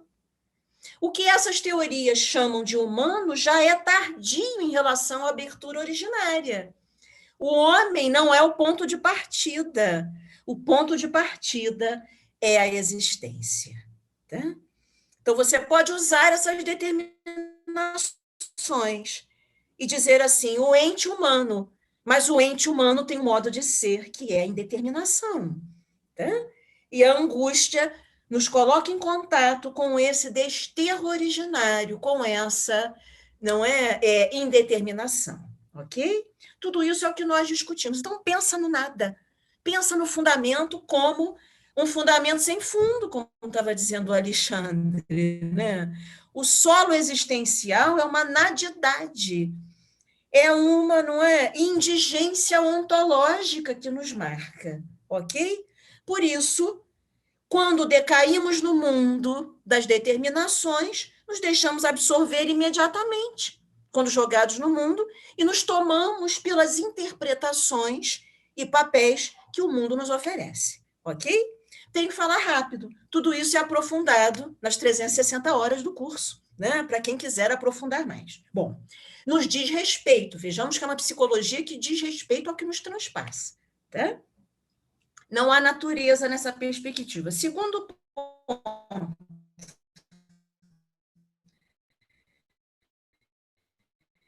a psicologia fenomenológico-hermenêutica social das experiências concretas e dos modos de correlação e de sofrimento que aparecem para nós na vida e na clínica. Tá? O que aparece como sofrimento, muitas vezes aparece na forma de correlações que são cristalizadas, que são sedimentadas, que têm uma familiaridade, que fazem sentir segurança, sentir-se em casa. E algo aconteceu que quebrou essa cadência, né, de absorção do mundo, a pessoa nos procura em crise. Bom, na existência, desse ponto de vista, nessa perspectiva, sempre vai ter crise. Tá? Sempre vai ter crise. Por quê? Porque é uma abertura indeterminada. Então, sempre vai haver, não é, a possibilidade de discordância com os papéis, com as sedimentações identitárias, ônticas, né? Que nunca perdem a sua característica ontológica. Bom, a existência, então, é aquilo, né, de que se trata nessa perspectiva. Do que cuida a clínica? Não é do inconsciente, não é de pensamentos negativos, da cognição, não é do psiquismo, né? Não é de uma essência inata, a autoatualização. Não. Tudo isso é tardio, não quer dizer que está errado, mas é tardio em relação à abertura existencial. Nós tratamos da existência, cuidamos, porque nós já somos esse cuidado com a existência. Nós já somos correlação com o ser dos entes, inclusive com o nosso próprio modo de ser, não é? Condição ontológica dos modos de ser que vamos assumindo na nossa vida. Então, né, nós, né, temos como fundamento existência. Primeiro Heidegger, né, Ser e Tempo. Segundo Heidegger, o chamado segundo Heidegger, a partir dos anos 30. A reflexão sobre o acontecimento apropriador da nossa época. Uma medida histórico-epocal. O envio do sentido do ser se desvela. É um acontecer como se fosse natural e ahistórico. E nós vamos nos habituando a essa medida histórica do nosso tempo. Segundo Heidegger, na época contemporânea, nós vivemos a medida histórico-epocal, da tonalidade afetiva a ela relacionada. A técnica moderna, cuja essência é Gestalt, composição. A conferência é Pergunta pela Técnica, 1953. Depois nós temos Serenidade, Gelassenheit, 1955. Uma espécie de resposta, a técnica moderna. Serenidade como deixadidade, dizer sim e não aos instrumentos técnicos. A técnica não são as tecnologias. A técnica moderna é o espírito da época, que define a relação que nós estabelecemos com o ser dos entes que vem ao nosso encontro, inclusive conosco mesmos. Que modo fixo é esse de relação com o ser dos entes? Eu só tenho 5 minutos. Isso é a era da técnica, né? Olha como é que o relógio rege a nossa vida, né? A técnica define a nossa relação com tudo aquilo que vem ao nosso encontro no mundo, inclusive nós para nós mesmos, ao modo da funcionalidade, da utilidade, da exploração, da instrumentalidade. Tá? Atender a todas as solicitações, produzir. A pressa, uma sociedade hiperativa, produtiva. Tudo é um recurso, tudo tem que ter um para quê. Nada aparece mais a partir de si mesmo. Serenidade é deixar ser o que se mostra, ao seu modo, a respeito de si mesmo, no modo como se mostra, atitude fenomenológica. Fenomenologia é deixadidade, e nós vamos exercitar isso na clínica. Não vamos, não é, atender repletos de saberes e teorias, embora a gente se prepare, mas é uma preparação filosófica, que é feita cotidianamente. Clínica é arte, é técnica no sentido grego, tekne. Nós coparticipamos do desvelamento de sentidos da existência de quem nos procura e que nem se dá conta daqueles sentidos, né? Então, fenomenologia hermenêutica. Bom, teria muito mais coisa para falar. Terceiro ponto já é a clínica. E a clínica, nessa perspectiva, ela é fundamentada numa visão totalmente diferente das outras psicologias e de muitas filosofias. Porque ela se baseia numa outra visão do modo de ser doente humano, como abertura existencial, já dissemos, como correlação com o que vem ao encontro, e que se mostra de início na absorção e sedimentação, nos papéis sedimentados, no olhar, não é? Domesticado, habituado, familiar. E a fenomenologização dos fenômenos quebra essa sedimentação, a coloca em questão. A própria existência, por ser, não é, instabilidade, coloca em questão. Então, as pessoas nos procuram dizer assim, as coisas não saíram como planejadas. Houve uma ruptura, houve uma perda, um trauma, houve, né, um desterro na sua existência, os papéis a abandonaram, não a preenchem mais, não a substituem mais. Ela se vê jogada diante do próprio caráter de existente. E isso nos interessa, é um sofrimento filosófico. A revelia. Por isso, para nós não é doença. Para nós é sofrimento existencial. Para nós é escuta aguçada ao ser dos entes. É quebra de sedimentações que já irrompeu, já aconteceu. Bom, a visão, então, de ente humano, completamente diferente. A visão de sofrimento muda, né?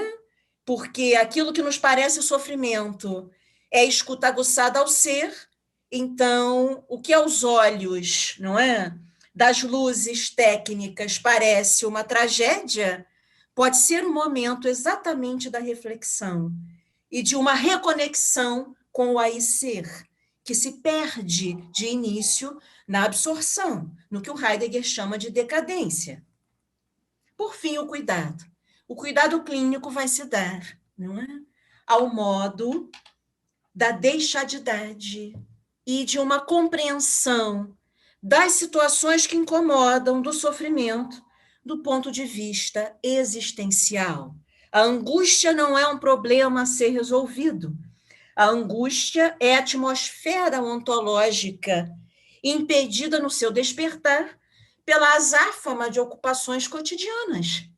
Portanto, quando aparece para nós, geralmente na forma da ansiedade ou do temor, nos interessa escutá-la e não afastá-la imediatamente, porque o temor e a ansiedade fazem, não é? Estão conectados, são tonalidades afetivas superficiais conectadas à tonalidade afetiva fundamental da angústia, que descerra mundo e deixa sem chão, não tem objeto, né? Então, o temor e a ansiedade se relacionam a entes intramundanos como motivos. Bem, eram esses 3 pontos que eu queria trazer um pouco, não é, para vocês. Essa clínica é uma clínica, finalmente, não é, não adaptativa, não normatizadora, não é, não moralista, não parte de universais e nem universaliza as experiências, não é, que aparecem. Então, é uma clínica onde nós, de início, não sabemos o que vai aparecer ali. E é um esforço para nos colocarmos, não é? Nessa posição de não darmos a resposta imediata, de não apressarmos e resolvermos imediatamente a questão, mas sim para deixar que ela apareça a partir de si mesma. Então, nós vamos sabendo do outro a partir daquilo que aparece, né? No seu discurso, que é toda a existência, não é só um discurso verbal. É uma mostração, né? Então, estamos atentos aí à coisa mesma, tá? É claro que eu teria muitas outras coisas a dizer a vocês, não vai dar tempo, né? Se nós nos encontrarmos aí não é, nas esquinas do curso, estaremos juntos novamente, tá bem? Muito obrigada, então. Obrigada, Alexandre. Oi, Cris. Muito obrigado pela sua fala, Cris. Esse tempo todo que a gente está junto, é muito bom poder te ouvir. O pessoal também ficou aqui super satisfeito. Eu peço desculpa pelo tempo, que acaba sendo curto, né?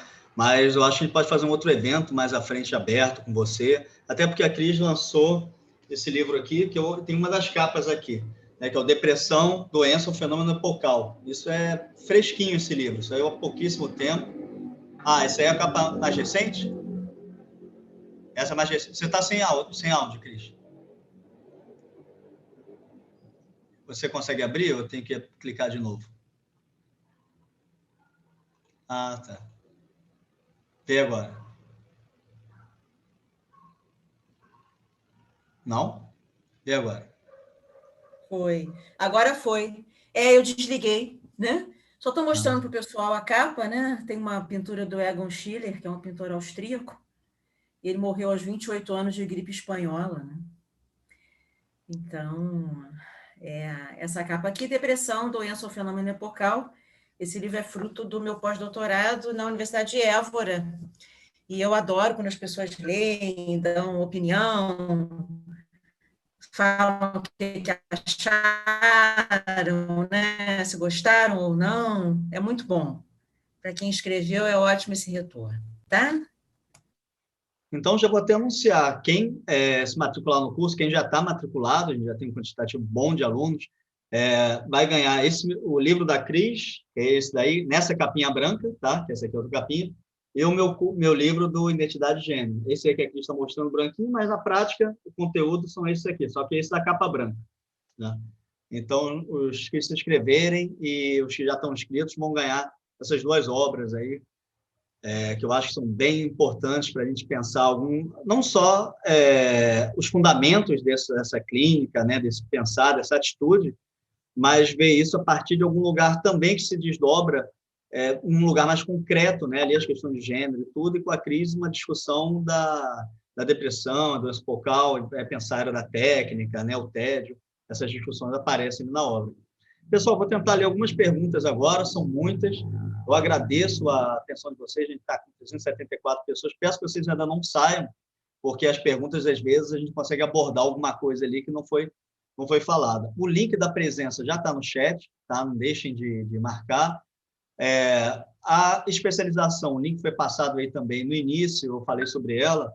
Então, antes de entrar nas perguntas, só lembrando que essa especialização ela é 100% online, então facilita todo mundo do Brasil participar. Vão ser 4 encontros por mês, sempre às quartas-feiras, de 19 às 22, o que não fica tão pesado em termos de hora, e ao mesmo tempo sendo encontros semanais, para o processo de aprendizado é muito bom. A supervisão, uma das supervisoras do curso atual é a Cris Matar, né? Mas temos outros supervisores, supervisoras também. O investimento de R$ 480 mensais em 24 meses. Mas quais são os diferenciais desse curso? Que esse valor já está um pouco abaixo de todos os cursos que a gente já teve até hoje. A gente tentou, com a instituição de ensino superior, negociar o máximo possível para poder reduzir esse valor, porque a gente entende o momento que o Brasil está passando, não tem como cobrar a mesma mensalidade que eu cobrava no passado. Ao mesmo tempo, não tem como eu colocar 360 horas sem serem de horas-aula. Então, essas 360 horas são 288 horas de aula e 72 de supervisão clínica, que dá as 360. Então, não tem atividades extras, assíncronas, etc., que por vezes completa 360, ou vai para 400, 500 horas, 600, né? Já vi pós aí de 600 horas, que 450 não era aula, né? Mas esse corpo de professores, como a gente apresentou no início, são um corpo que dialoga com os psicólogos, com os filósofos, com as psicólogas, com psiquiatras do campo da fenomenologia existencial. Temos esse debate que, de algum modo, em termos de especialização, é pioneiro, hoje já está um certo lugar comum, e é bom que esteja. Eu vejo, às vezes, umas pessoas criticando, está na moda agora os cursos discutirem questões raciais, LGBTfobia, etc. Eu acho ótima essa moda, né? Claro que, se a gente for muito ali, a gente vê que algumas pessoas é meio moda. Mas ainda é melhor alguém falando sobre isso como moda, não aparecendo que é moda, do que simplesmente não se falar. Então, que essa seja a moda, a discussão decolonial, que resgatem as autoras, os autores que trazem os debates sobre questões de raça, gênero, identidade. Que bom, claro. Esse curso ele fica todo gravado, as aulas ficam disponíveis para os estudantes pós-graduandos ao longo de 2 anos depois da pós, né? Mas a gente sempre fortalece muito o vínculo presencial de estar online, estar assistindo a aula, montando pergunta, aí a cada aula o pessoal traz pergunta ou lê algum texto. Todos os professores, né, têm artigos em revistas, a Cris acabou de sair um agora, eu tenho um de dezembro do ano passado, a revista da UERJ, Fenomenologia entre Russell e Heidegger, né, a Daniela Schneider, que é uma obra vastíssima da Saúde Mental e Sartre.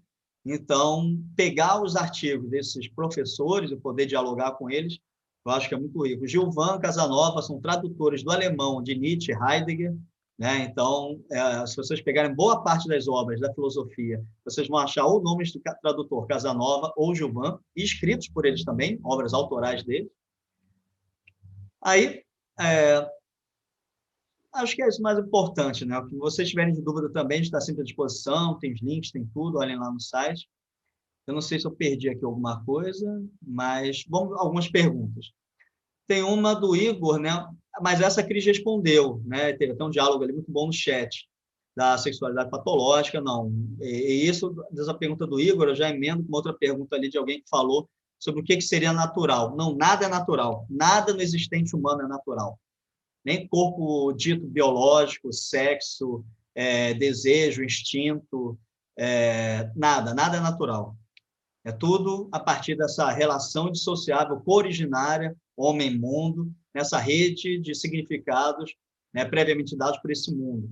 Então, essa articulação indissociável, co-originária, é que orienta nossos modos de ser e que faz com que a gente possa falar agora de corpo, de genoma, de DNA. Não que isso esteja errado, né? Não que, então isso é besteira. Não, mas é compreender que isso é um campo de compreensão histórico, datado, debitário de processos ditos de uma ciência natural. Por isso que autores como, pegando aqui no Brasil, Ailton Krenak, é tão interessante você ler um autor como esse, que você vê, cara, isso que a gente toma como natural, como verdade, como ciência, é um projeto europeu de séculos que se arrasta aí, botando ali o estatuto de verdade, de ciência, né? Daquilo que é enquanto é. Não, é um modo de compreensão. O modo de compreensão é isso que ajuda, né? A gente toma remédio, sim, a gente discute ciência. Hoje em dia, a fenomenologia, ela contribui muito no campo das neurociências, inclusive. Muita gente faz pontos com o próprio Merleau-Ponty ali, outros autores, né? Então, há um modo, vislumbrar, um viés de compreensão das coisas que passam por um campo de um método fenomenológico, uma visada, como a gente fala, fenomenológica. Mas respondendo, né, em poucas palavras pelo tempo, não, nada em nós é natural. Gabi, algo sedimentar seria o que é inventado? A gente não é que seja inventado, é o que é constituído historicamente, né? Não tem, mas às vezes a gente fala um caráter não de inventar, caráter de inventado no final das contas, né? O que é caráter de inventado? O modo que a gente se cumprimenta, o modo que a gente se relaciona, não é inventado com intenção. Hoje eu vou inventar um modo diferentão de amar, né? Não. Se aparece um modo diferentão de amar, porque esse modo já é possível no mundo que é o nosso, né? Não há algo da subjetividade que cria modos novos, né? E, Cris, eu estou falando aqui, mas se você quiser, eu estou, na verdade, mais tentando ler as perguntas e comentando elas. Se você quiser abrir o microfone e falar, deixa eu fazer aqui uma coisa. Como é que a gente abre aqui? Consegue abrir? E sim, eu vou deixar aberto, porque toda vez que eu fecho, tem que abrir, né? Porque eu vou tentar também, agora eu já poderia achar aqui, permitir que o espaço... Não. Não, já está acabando, não tem problema. Pronto, liberei para todo mundo abrir o som. Então, qualquer coisa aí. E aí, se alguém quiser perguntar, aqui no final também, pode ser. Deixa eu só... Aí eu tenho alguns agradecimentos, muita gente aí no final que foi anotar alguns nomes, né? Tinha o Cláudio, que falou legal, tinha a Paula, cadê? Não sei onde eu anotei agora. Aqui, a Cláudio Coutinho, a Paula Helena, a Ticiane, o Thiago, né? Mas tem muita gente aí comentando, bem legal e agradecendo. Mas o Cláudio ainda falou... fenomenologia ética, fenomenologia hermenêutica, né? Se a gente quiser pegar ali uma ponte em Heidegger, eu acho que toda essa discussão está sempre discutindo ética, porque no momento que eu falo que o outro não é uma coisa apartada de mim e que eu estou cooriginariamente junto a esse outro, pensar alteridade, pensar modos de encontro, abertura, relação com os outros, relação comigo, processo de generificação, racialização, isso é pensar eticamente, né? Não há um tratado heideggeriano de ética, mas eu acho que tudo que ele discute sobre essa relação com o outro, que é sempre a mais originária, é ontológica, é pensar eticamente, mas tanto que várias reflexões heideggerianas se desdobram em outros autores que vão debater ética como um tratado, né? Ou como a partir de alguma pressuposição de espaços de reflexão desse mundo das relações. Então, a gente tem teses, tem textos que pensam eticamente a partir da obra Ser e Tempo, né? Então, acho que fenomenologia hermenêutica não é uma discussão absolutamente nada apartada de ética. Alexandre Cabral não está só nesses autores, está em outros também, mas ele pensa uma ecofenomenologia, né? É o que eu falo, se um rio está todo poluído, a gente passa por ele e diz, pô, que pena, né? Esse rio está poluído. É chato, né? A gente vê no jornal a floresta queimada, mas para os povos originários, tradicionais, a população ribeirinha, eles sentem literalmente dor no corpo vendo um rio todo morto, uma floresta toda queimada, dói na carne deles, né? A gente fica triste, chateado, né? Gritam fora Bolsonaro, fora aquele ex-ministro também, mas o que esse pessoal experiencia dessa relação com a natureza, ela é mais ampla, né? Ela não dá conta essa nossa reflexão cartesiana positivista, que por mais que a gente pense de um modo cooriginário, nós somos atravessados por isso. Eu não saltei do mundo da metafísica, eu não saltei para fora desse mundo que é o nosso, que estabelece isso, mas eu estou em tensão com ele, né? Mas é uma tensão absorvida, sem dúvida, né? Mas talvez atenta. Deixa eu ver, a Jussara falou... Jussara Martins, muita gente debate, acho que a psicanálise, a própria Gestalt terapia tem esse mérito nas últimas décadas, discutindo questões do cotidiano, da sociedade, tudo. Eu acho que os campos de certas psicologias ditas humanistas, existenciais, por vezes, não teve tão presente nesse debate. Mas eu digo que nos últimos anos, pelo menos na fenomenologia hermenêutica, pensamento existencial, a galera está enfrentando isso, está pegando, sei lá, está se colocando de frente para esse debate, né? Porque não é simples. No Brasil de hoje em dia, então, do mundo, não são simples esses debates. Eu lembro quando o meu livro foi lançado no site da editora, alguém falou, para que discutir gênero? Então, agora, essa editora também está discutindo essas bobagens, um negócio assim, né? Uma violência, né? Só que, por sorte, muitas psicólogas e psicólogos que seguiam aquela página da editora começaram a, vamos dizer assim, bater no cabelo daquele cara. Como assim não é para discutir? Como assim isso não é do campo da fenomenologia? Mas é isso que a gente encontra ainda, né? Eu vi que vocês falaram bem no chat aí do desenho do He-Man, que eu falei isso, o novo desenho do He-Man Netflix, um casal, né? A Tila e uma mulher, uma relação afetiva, que dá a entender no seriado, um monte de blogueiro puto na internet, porque agora o seriado tem duas mulheres, aparentemente, numa relação. Esse é o Brasil que a gente vive, né? Um desenho que incomoda indicar que uma mulher pode ter um caso com outra mulher. Mas, Cris, passo aí para você a fala e vou tentar olhar aqui o chat. Você quer, disso tudo que a gente comentou, falar alguma coisa? Não, se alguém tiver alguma dúvida, alguma pergunta... Então abrir, se alguém quiser falar. Estou à disposição. Estava respondendo aqui no chat. Vou comentar rapidinho, você trouxe o He-Man ali, mas cara, não é só o He-Man, né? Sempre que eles colocam uma atriz negra em algum papel que deveria ser de uma atriz branca, causa todo um furor em Hollywood, né? Isso até hoje, há pouco tempo atrás teve, eu não vou lembrar agora qual era o personagem, mas teve uma discussão assim, né? Porque tiraram, acho que foi a Mulher Maravilha, não sei, gente, não vou lembrar agora, mas teve toda uma discussão, porque queriam escalar uma mulher negra, e por que não? Né? Por que a gente tem que ficar na caixinha? E é isso aí, Cris, saudade também. Só deixar esse parêntese aqui, que eu não pude falar no meio da fala. Vamos falar. Saudade também. Eu queria fazer um pequeno comentário de que, né, do ponto de vista heideggeriano, as sedimentações não são, não é, um equívoco, algo com que você tenha que romper.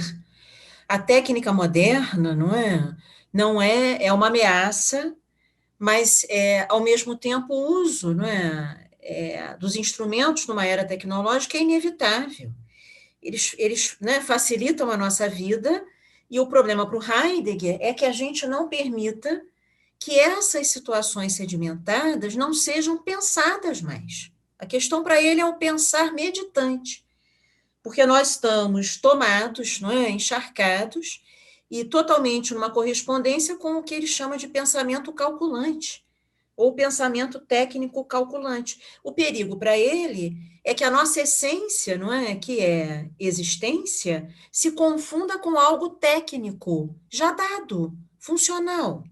Uma identidade, uma subsistência, um fechamento. Esse é o risco para ele. E ele diz que nós vivemos uma era de desenraizamento que não é necessariamente sair da terra natal geográfica. O desenraizamento não pensar mais, ou seja, abrirmos mão daquilo que nos é essencial. Pensar aí não é o pensamento representacional, que é um querer. Também não é uma vontade de determinar e controlar as coisas. Esse pensar é zelar por. Por isso ele diz que a serenidade é dizer sim e não à técnica moderna. Sim naquilo que os instrumentos técnicos nos servem, não é? Viva a máquina de lavar, e o computador e tudo mais. E o celular, o problema não está nas ferramentas, né? A não ser que a gente as deixe controlar a nossa vida e elas se tornam mais importantes, não é, do que as nossas reflexões, né? E passam a decidir por nós. A nos substituem. Esse é o problema para ele. Então, dizer sim e deixar que os instrumentos técnicos repousem naquilo que são, né? E dizer não no momento em que essas correlações ameaçam, não é, deixar-nos sem pensamentos. A expressão que ele usa é pobres em pensamentos. E ele diz que essa ausência de pensamentos é um hóspede sinistro que tem sido convidado a entrar em toda parte, a permanecer. Nós acolhemos a ausência de pensamentos e nos tornamos, vai dizer Heidegger na preleção, vou terminar já, de 1929 e 30, Conceitos Fundamentais da Metafísica, ou seja, 2 anos depois de Ser e Tempo, e na chamada viragem do seu pensamento, né? Onde ele vai passar a refletir sobre a história do acontecimento do ser, e nessa preleção Heidegger aprofunda, tenta despertar, junto a quem ali escuta, a tonalidade afetiva fundamental do nosso tempo, que é o tédio, na sua forma profunda, e que é uma das tonalidades afetivas fundamentais para o nosso filosofar atual. É uma tonalidade afetiva fundamental fática, diferente da angústia, que é a histórica. O tédio já nos afina no nosso tempo e nós não deixamos despertar, porque vivemos uma vida de ocupações e inquietações constantes, trabalho, distração, preenchimento, seja lá o que for, estamos sempre ocupados. E o tédio, né? Por que nós, né, nos esquivamos? Porque o tédio é a tonalidade afetiva fundamental que revela que o ser aí tornou-se desinteressante para si mesmo na era técnica. Há uma desertificação existencial, há um vazio. E as pessoas ficam buscando orientações para preencherem, ao invés de deixarem que esse vazio apareça e refletirem. A reflexão é a reconexão do aí ser consigo mesmo, é tornar-se, mais uma vez, interessante, esses, né? Estar entre, né, os demais entes, tornar-se tema para si mesmo. Então, uma tonalidade afetiva fundamental nos arranca da absorção, por isso tentamos evitá-la a todo custo. Não é que tentemos voluntariamente, subjetivamente. A nossa vida é organizada em escala global para que essas tonalidades não despertem, ou seja, despertar é deixar ser. Na clínica, deixamos ser as tonalidades afetivas fundamentais. Não nos esquivamos. Acabou, né? O tempo. Oi, Cris. A gente tem um movimento aí para você continuar. Eu continuo depois. A gente vai ter outros encontros, né? Mas estou respeitando o horário. Continua, Cris, até 9h30. Se deixar, eu falo a noite toda. Vocês não sabem com que eu estou convidando. Não pede isso, não. Faço, é muito arriscado, né, Léo? É muito arriscado, né? Por que se determinar, Cris? Não se determine. É bom que fica um gostinho de quero mais, né? Aí a gente se encontra novamente, mata a saudade, é bom. Pessoal, alguém quer aproveitar e fazer uma pergunta? Os microfones, se eu não me engano, estão abertos. Se alguém quiser abrir, comentar, agradecer, comentar alguma coisa, perguntar o que seja. Esse é o primeiro ciclo, né? Lembrando, terça-feira que vem a gente vai ter um encontro muito bom também com a Lia Weiner e o Abraão Santos, né? Abraão, um colega lá da Cris, da UF, né? Vai ser um encontro imperdível. Né? Discussão da branquitude, né? Então, a lista de chamada, Bárbara, já passou. Eu vou pedir aqui para postarem de novo a lista de chamada, mas ela já tá circulando aí. Quer dizer, já está no chat, mas vamos postar de novo, então.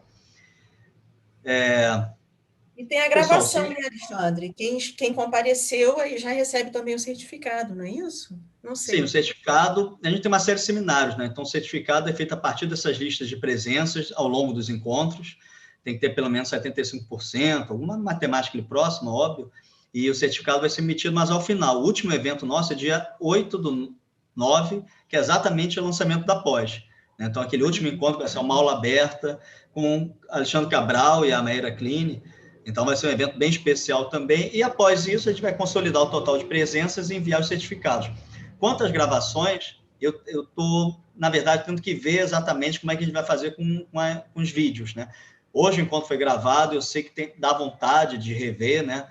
E o que eu posso dizer é que em um momento vai ser liberado, ainda não agora, acho que provavelmente pós os seminários, tá? Mas é importante vocês lembrarem da presença. Eu acho que quem esteve aqui hoje deve ter gostado, né? Eu acho que o nosso debate aqui trouxe alguns elementos para a gente pensar, refletir, compreender um pouco mais esse lugar de uma atitude, de um fazer clínico e existencial.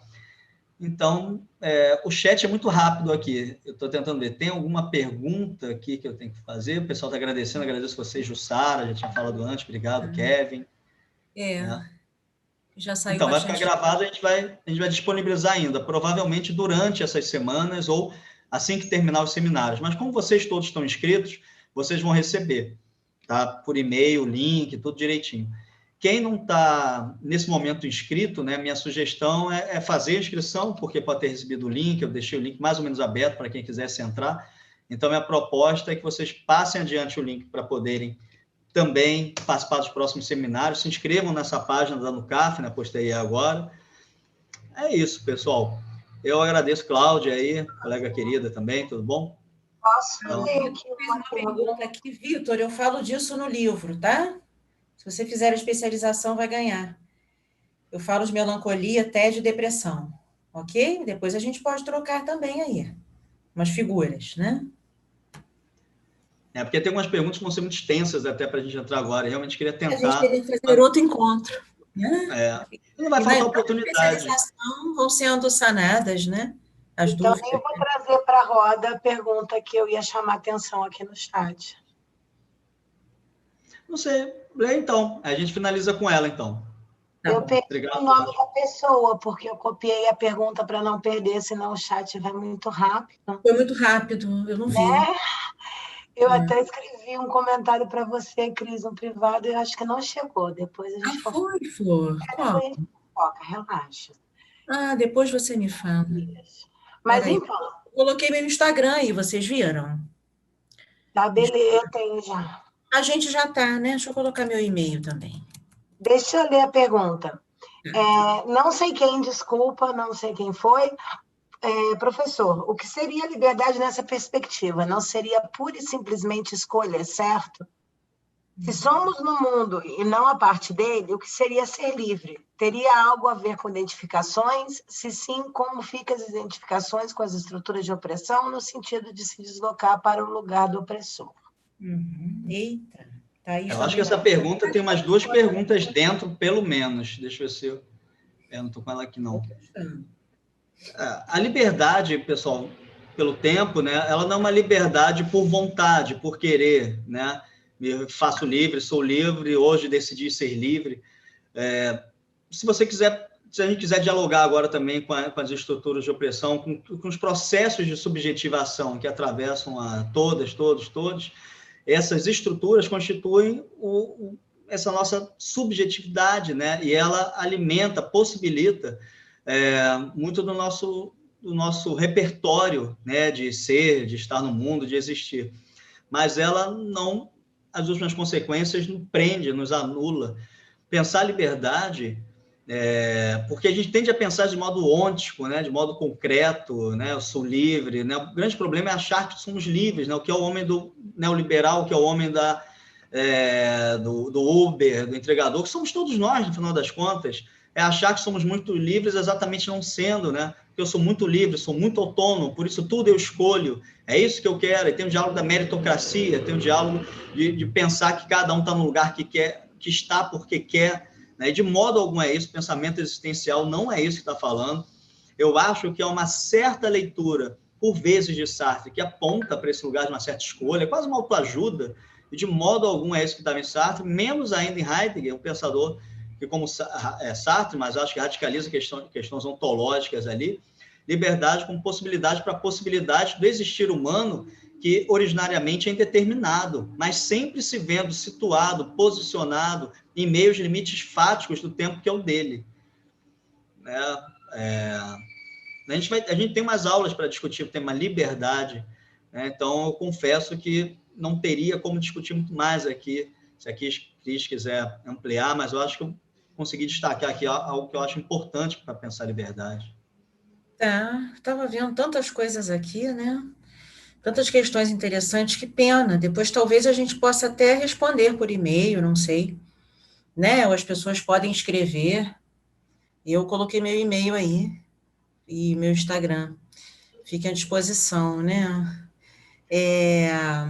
Quando a gente fala em liberdade, tem uma tradição no Ocidente que associa a liberdade ao humanismo, né? Como a propriedade do homem. Quando a gente está falando de que, né, dá um passo atrás e tem algo que antecede a qualquer, não é? Processo psicológico, característica e propriedade humana, a gente não vai ter a liberdade como um dado, né? Mas a gente vai ter sempre modos de ser, que só acontecem sendo. Não tem nada que nos marque a priori, nem liberdade. Não é uma natureza. Quando a gente fala em abertura e em determinação, né, e em decadência no mundo fático, nós podemos nos aprisionar a determinações e restringir o que a gente chama de liberdade. Nós podemos, não é, recuperar, nos liberarmos de algumas determinações que nos aprisionam na psicoterapia, por exemplo, e estabelecermos outros modos de correspondência com o que nos solicita e vem ao nosso encontro no mundo. Então, a liberdade está sempre em jogo, porque a existência está sempre em jogo, né? Não existe com potencial a priori, né? Enfim, o Alexandre está passando aí, né, as informações do curso. E é isso, está tudo sempre em jogo na existência, inclusive o que a gente chama de liberdade ou de não liberdade, né? Sempre em jogo. Então, pessoal, é isso. Agradeço vocês. Peço para que vocês sigam o Instituto NUCAF nas redes sociais, né? Essa imagem do... Vamos colocar agora lá no Instagram, né? Então, o corpo de professores, né? A supervisão, a clínica social nossa é 100% do valor revertido para o pós-graduando, tá? Então, por ser uma clínica social, esse é um detalhe importante, né? É uma clínica que a gente tenta ajudar que os nossos pós-graduandos tenham uma discussão crítica, social, que possa fazer uma clínica que não seja a clínica do descontinho, como eu chamo, né? Clínica social porque dá desconto. Tá, mas as questões sociais? Isso a gente não estuda nem debate, né? Como é, em geral, a graduação, né? Então, não, né? A gente tenta ter uma discussão junto aos pós-graduandos que eles possam fazer uma clínica social para além da clínica do descontinho, que tenha um valor menor e acessível, sim, mas que tenha um olhar cuidadoso para essas violências estruturas. Então, peço que vocês sigam lá no Instagram e, acima de tudo, estejam com a gente em todos os próximos encontros, tá? Foi muito bom estar com vocês. Peço desculpa por uma certa velocidade, por vezes, né? Mas isso é como a Cris colocou e nos atravessa, né? Mas façamos desse momento que possa se desdobrar em momentos também de serenidade, reflexão, cuidado, tá? Mas, sem dúvida, espero que eu torço muito que essa noite tenha sido boa para vocês e a gente se encontra na outra semana. E, Cris, muito, muito obrigado por você estar aqui comigo, estar aqui com a gente. Obrigada também. Você é uma enorme parceira, pessoa maravilhosa. Valeu. Obrigado, Cris. Tinha uma questão aqui no direto, me manda um e-mail, tá bom? Você que perguntou já está lá atrás. Eu já me perdi. Já foi. Teve uma pessoa que pediu no privado uma sugestão sobre existência e liberdade, né? Então, me manda um e-mail, tá bom? Aí a gente se fala. Beijo, gente. Obrigada. Pessoal, nossos contatos estão abertos lá no site. Se alguém quiser falar com a Cris, fala comigo, passo o contato da Cris. Tem né? contato. E assim a gente vai seguindo junto, que a gente precisa estar junto, né? Também, todos nós. Isso Obrigado, aí. Léo, Larissa, Cláudia, Cláudio, Thaís, colega Cláudia, querida. Thaís, beijo. Mariana, beijo. Está aí também. Léo. Laura Costa, da NUCAF, aí, apoiando a gente, ajudando em tudo, minha parceira. Então, é isso, pessoal. Muito obrigado. Até a próxima. Tchau, tchau. Boa noite. Tchau, tchau.